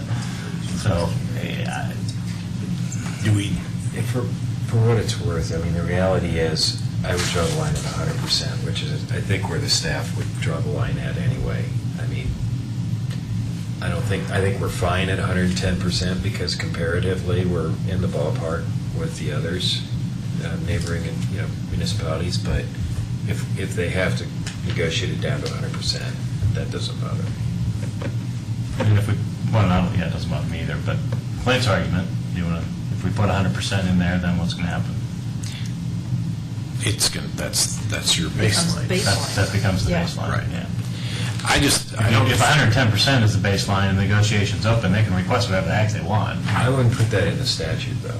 Okay, but that's what we're saying. That's what You were gonna that's put what that this in the that's what this statute. was about. Yeah. Okay, see, I thought you were going to do a thumbs up, thumbs down on the statute, and then make the following Well, recommendations. there's no point in making this recommendation to this town board. What goes in the land use code is all that matters, because the board's going to be flipped over in 4 years anyway. So, I mean, sure, we could say we don't think you should go behind it. But if that's true, Bob, then there's no point in having an advisory board. I'm just saying if we recommend you don't go below 100%, but we don't put that in the land use code, then it doesn't carry much weight. I guess that's all I'm really saying. So they can listen to this meeting, and I think town staff is telling us that to go below 100% would be silly, but that's all. Okay. So we don't want your suggestion. You would be okay with putting that in the code. I would be okay doing a thumbs up, thumbs down vote on the proposed language of the statute as written, and then bullet pointing that the board makes the following recommendations vis-a-vis negotiations. And then I would lay out the 4 or 5 points that we just did the straw polls on. That's what I would do. I think we should do that. I think we should do at least do a straw poll on the motion as written. No, I'm good with that. So Okay. you want to do that? Straw, Could we include warranty period? I'm okay with including warranty period being added into the code as a additional language in that comma-separated list of. okay. And I would allow them to adjust it down as well.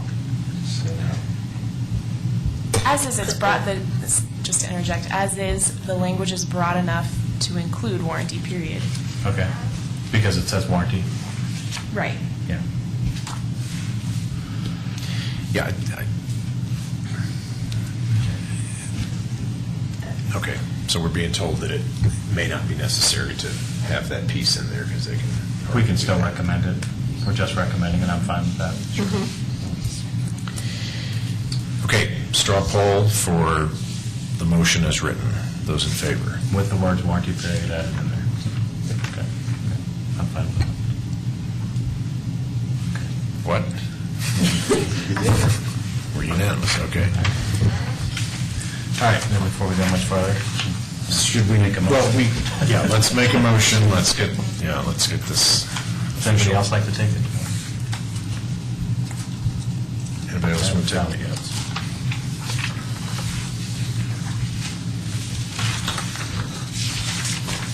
Okay, I'll take it. Can I do it? You're allowed to do that. Am I allowed to do it? Make the motion. Okay.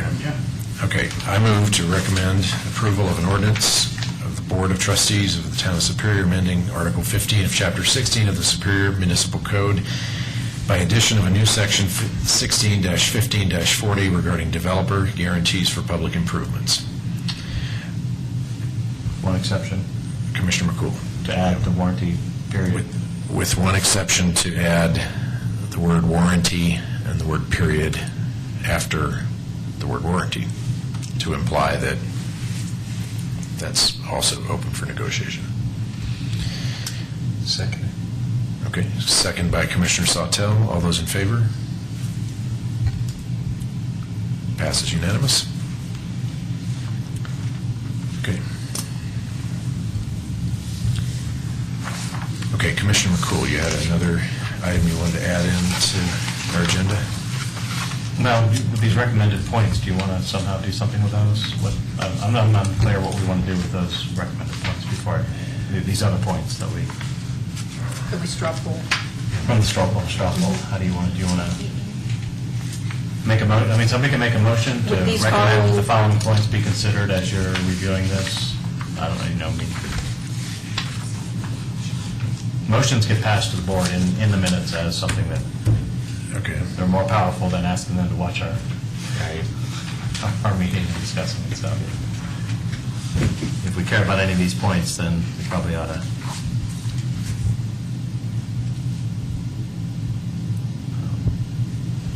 I'm going to take a stab at it. Sure. I'm going to move to recommend to the Town Board of Trustees regarding Section 16-15-20 through 16-15-40, I guess provided that it passes, that they consider not reducing the guarantee amount below 100%. Consider reducing the warranty percentage in 15-30. Yes. No, I'm sorry, scratch that, we didn't pass that, sorry. Yeah, that's it, that's actually the only one we agreed on, so that we just recommend that they don't reduce the guarantee below 100%. That's the only one we had an agreement on. Okay.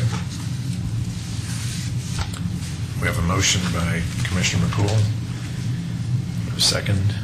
I second the motion. Second by Commissioner Abdul Williams. All those in favor? Opposed? Could you read the names since Yes. it was split? Okay, 4, we had Commissioner Sawtelle, Commissioner Rittmaster, Folsom, and yourself, Commissioner Hart. Did you vote for that? Or did you vote? Okay, she voted for it. Okay, and Commissioner Abdul Williams.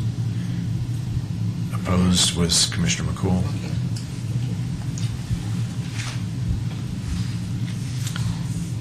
Okay, Okay, so I don't know how to, I mean, so this whole thing about changes to that, so what came to light for me is that an applicant can submit a request, certainly on 16-15-40 if it passes, that the applicant could submit a request to change it. I'm sure there are other places in the land use code where similar language is used, and an applicant could submit a request to make a change to something. Is that?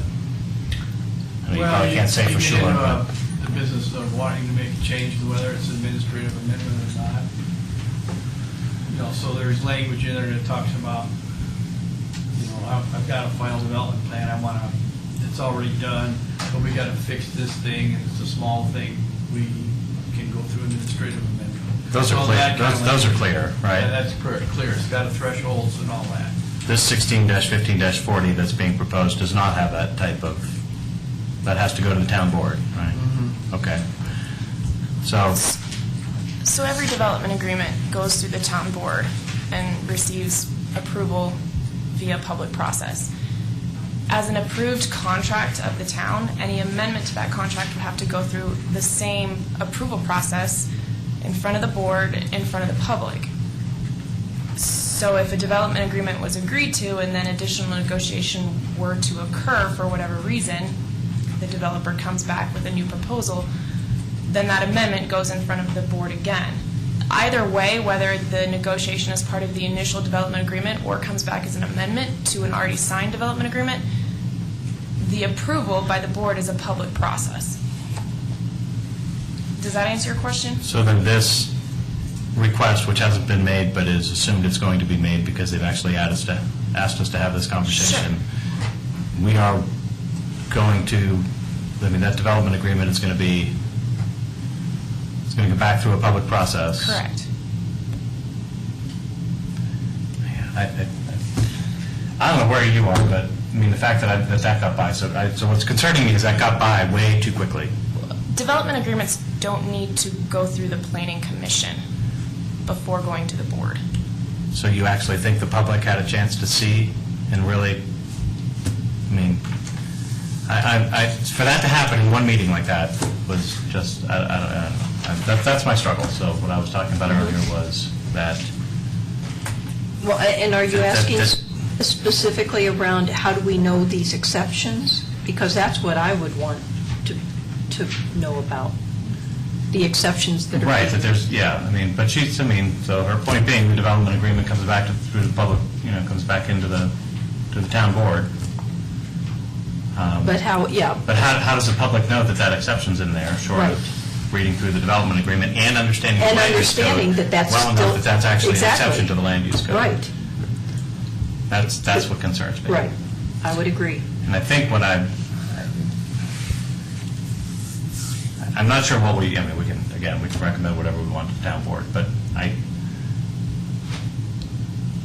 I think it's important that those things are pointed out somehow, somewhere, rather than just, well, there's been a request to the development agreement, have fun, read it, you can figure it out. Make sure you know the land use code, because if you don't, you're not really even going to recognize that an exception's been requested.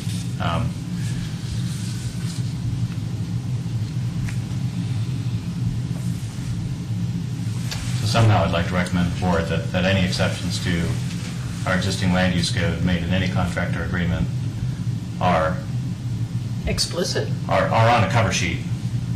I mean, that's probably the best we can ask for at this point. They're on a cover sheet explaining what land use code currently, what the land use code article is, and then a request to change it from this to this is put on the cover sheet so that it's clear to the public what's going on.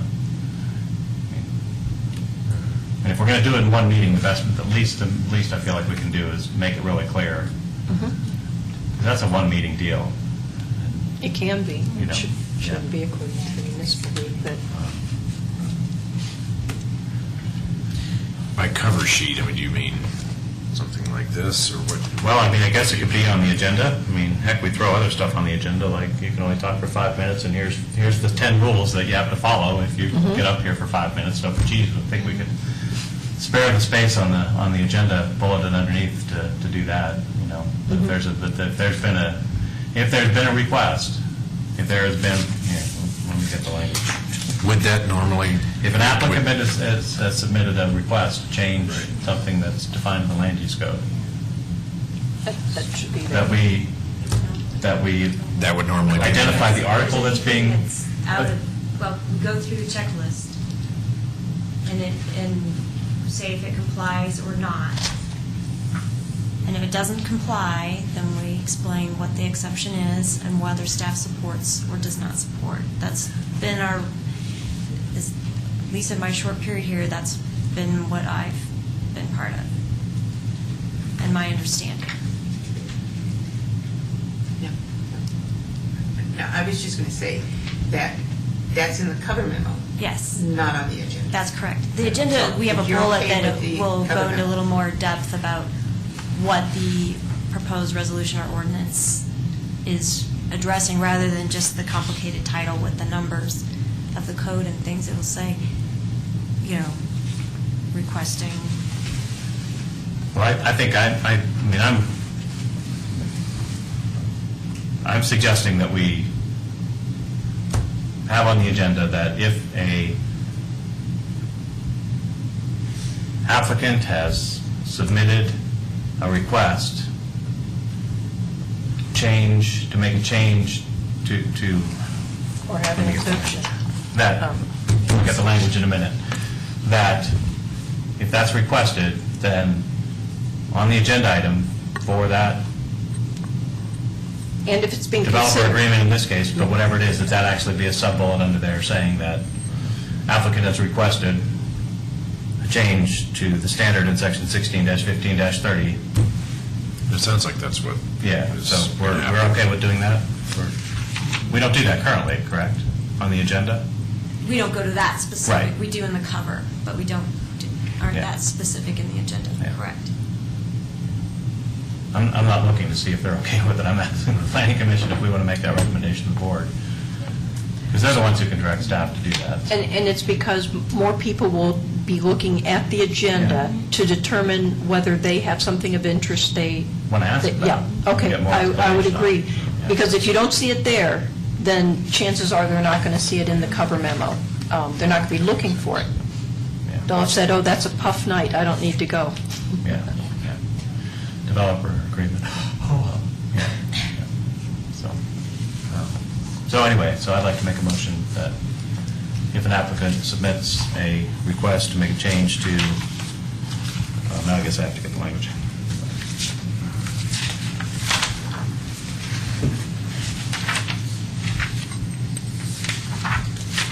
I'm wondering if you want to maybe even broaden it a little bit to say any variance or exception, and not just a change in a change in the code, sure, that would be a pretty big deal, but even a requested variance or exception would seem to be something that. Sure, but yeah, if an applicant requests any variance or submits a, what is it they submit? What? A request for variance from Request for the current variance, code. request for any change in the land use code? Well, I think if you were to have a code change that's on the agenda, what you're asking for, is this requested by staff to clean up the code, or is it a request by a developer to change the code? Is that what you're asking? No, I'm asking, so I'm dealing with this 16-15-40 as the best example, that an applicant has submitted a request to reduce the guarantee from 110% to 100%. If they do that, or anything in the code similar to that, if they request a variance, that on the agenda for that line item, which could encompass, that could just be a thing in a developer agreement, for example, but on the agenda item, sub-bulleted, that there's a bullet that says, applicant has submitted a request to make a change to section 16-15-40 of the land use code to reduce the warranty from 110% to 100%. So that somebody can look at that and see that that the land use code request has been changed, is what so. Is there language that you can help me with, Phyllis, that I don't know if I can or not. So if an applicant submits an application, is that what they would do here? An applicant, they would submit, I don't know another word, I don't know if a document, a letter, Beth, what's he gonna, which they're going to do, ask us to lower the guarantee from 50% to something more reasonable, what is it that they're gonna do? They're The going letter? to they'll make the request and When with the they written submit a request, so is Yeah. it just, so if they submit a request to, To amend the development agreement. well, in this case, it's actually to, Municipal code. Amend the development agreement per 16-15-40. and maybe it's as simple as that they've requested they've requested that we consider a change to our agreement, which that's what the language says in this case, that's why I'm struggling with this. We're giving it, that they're allowed to request to the board that they do something different than what our land use code states. If The language is simple as that. If they submit a request per 16-15-40, But I don't want to just do 16-15-40. I want, if they submit a request under the land use code to make changes, that we list the land use code article in that I don't want this limited to 16, 15, 40. If there's a request made or a variance made, I'd like to suggest that they, But is that, do we need all that detail? I mean, is that every time, I mean, there may be, that may trigger. if it is going into the town board for approval, and it's going to be in, as they're going to vote to approve it or not, then yes, I think it should be very clear that's. What they're voting on. Am I suggesting that every administrative variance, that, no. I mean, anything That's what that it- town staff can simply. That's what it sounded like. I mean, I think you're concerned about 16, 15, 40, something under that umbrella being missed. And I think if you reference a developer requesting a change per that, then that's going to, But what if a developer, in the course of their plan, you know, in terms of this agreement, okay, we're thinking of the dollars and cents, but then out of that agreement are going to be architectural plans and this and that. And let's say out of it they decide, oh, well, we now want to bump over the height code, the height standard. Would we not want to know that?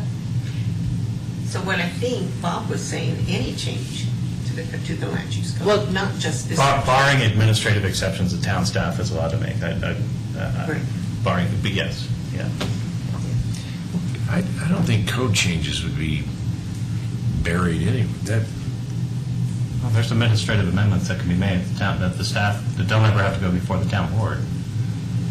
And if I need to go back, and that's why I asked Fred earlier, if there were others besides 16, 15, 40 in the land use code. So if 16, 15, 40 is the only one that would be like that, then so be it. I'll have to go review the land use code and find everywhere else it says this and bring it up at the next meeting, which I'd be happy to do if that's what we need to. I was trying to be So more generic in the your language. question is, are there other sections like 16, 15, 40 that allow for things to... Significant enough that they go to the town board for an approval change, for approval. Right.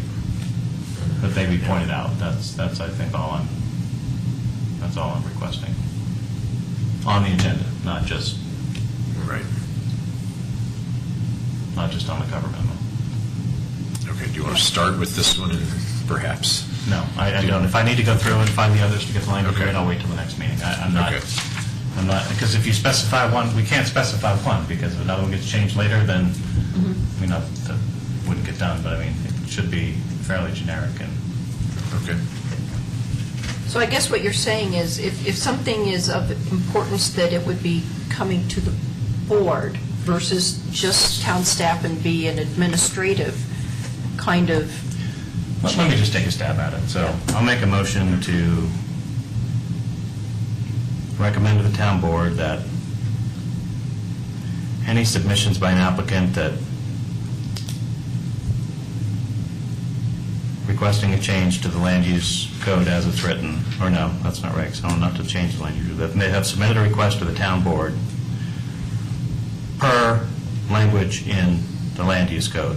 That should cover it. Per language in the land use code. If they've submitted a request to the town board per language in the land use code, that item be pointed out on the agenda specifying the land use code article number. Article that's being- section. The article and section that's being requested to be changed, and a brief description of the change. Okay, we have a motion by Commissioner McCool. Any discussion? Okay, second? I just wanted to ask a question.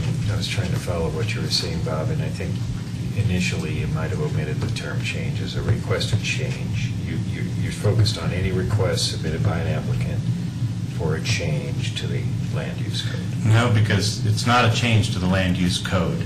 It is only, because this, well, they're not requests, so this is not a request. What's a change per the land use code? It's a request per, that they are having to make a request per the land use code. Okay. Whatever the heck it is, in this Yeah. case it's 16-15-40, that they're submitting a request to the town board for some reason, that it be pointed out on them. Because it's not a change to the land use code, I think that's what we're getting hung up on. That's different. That does have to come to us. I mean, that's, Yeah, okay. there's a motion on the table. Okay, motion, do I have a second? I second that. Second by Commissioner Rittmaster. All those in favor? Okay, it's, are you? No, I'm not in favor. Okay, So opposed. I would Opposed? be in favor of the cover memo, but not on the agenda. okay. All those opposed? All, Commissioner Harden was in opposition, everyone else was in favor. Okay. Okay. Okay. Next item on our agenda is staff announcements. First, I want to apologize that the cover memo wasn't as complete. My focus was on Chapter 16 amendment, which I see the Planning Commission's purview, so my apologies, and I'll promise to be more thorough in the future.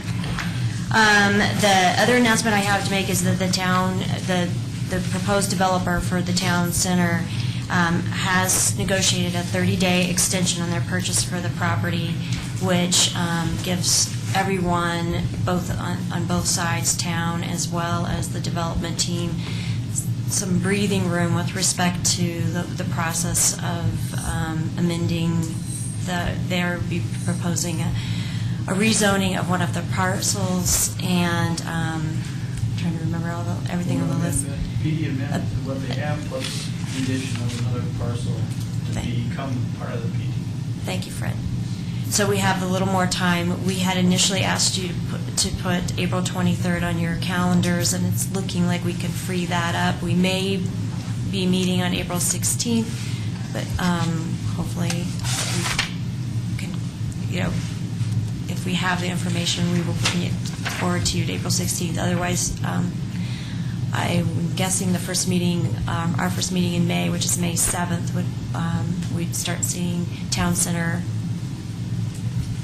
projects coming forward.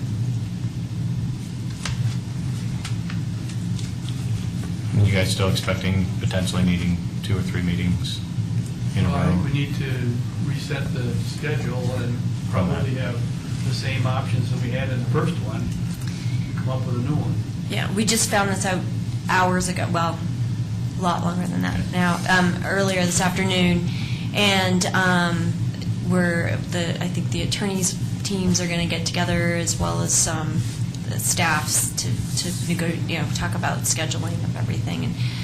And we're looking at currently, it's 30-day extension. It could go out as far as 60 days. Nobody saw me do that, but I'm looking. So potentially, I'm looking at pushing to the revised schedule, having the PD amendment going to PC in May, the board review in early June, and then we go from there. Does that make sense? And we'll update you as soon as we have more information and as soon as we have a schedule. Okay. Okay? Any other announcements? I think that's it for this moment. Okay. Anyone on the board have any announcements or comments? Okay. Okay, with that, we will adjourn the meeting. Thank you.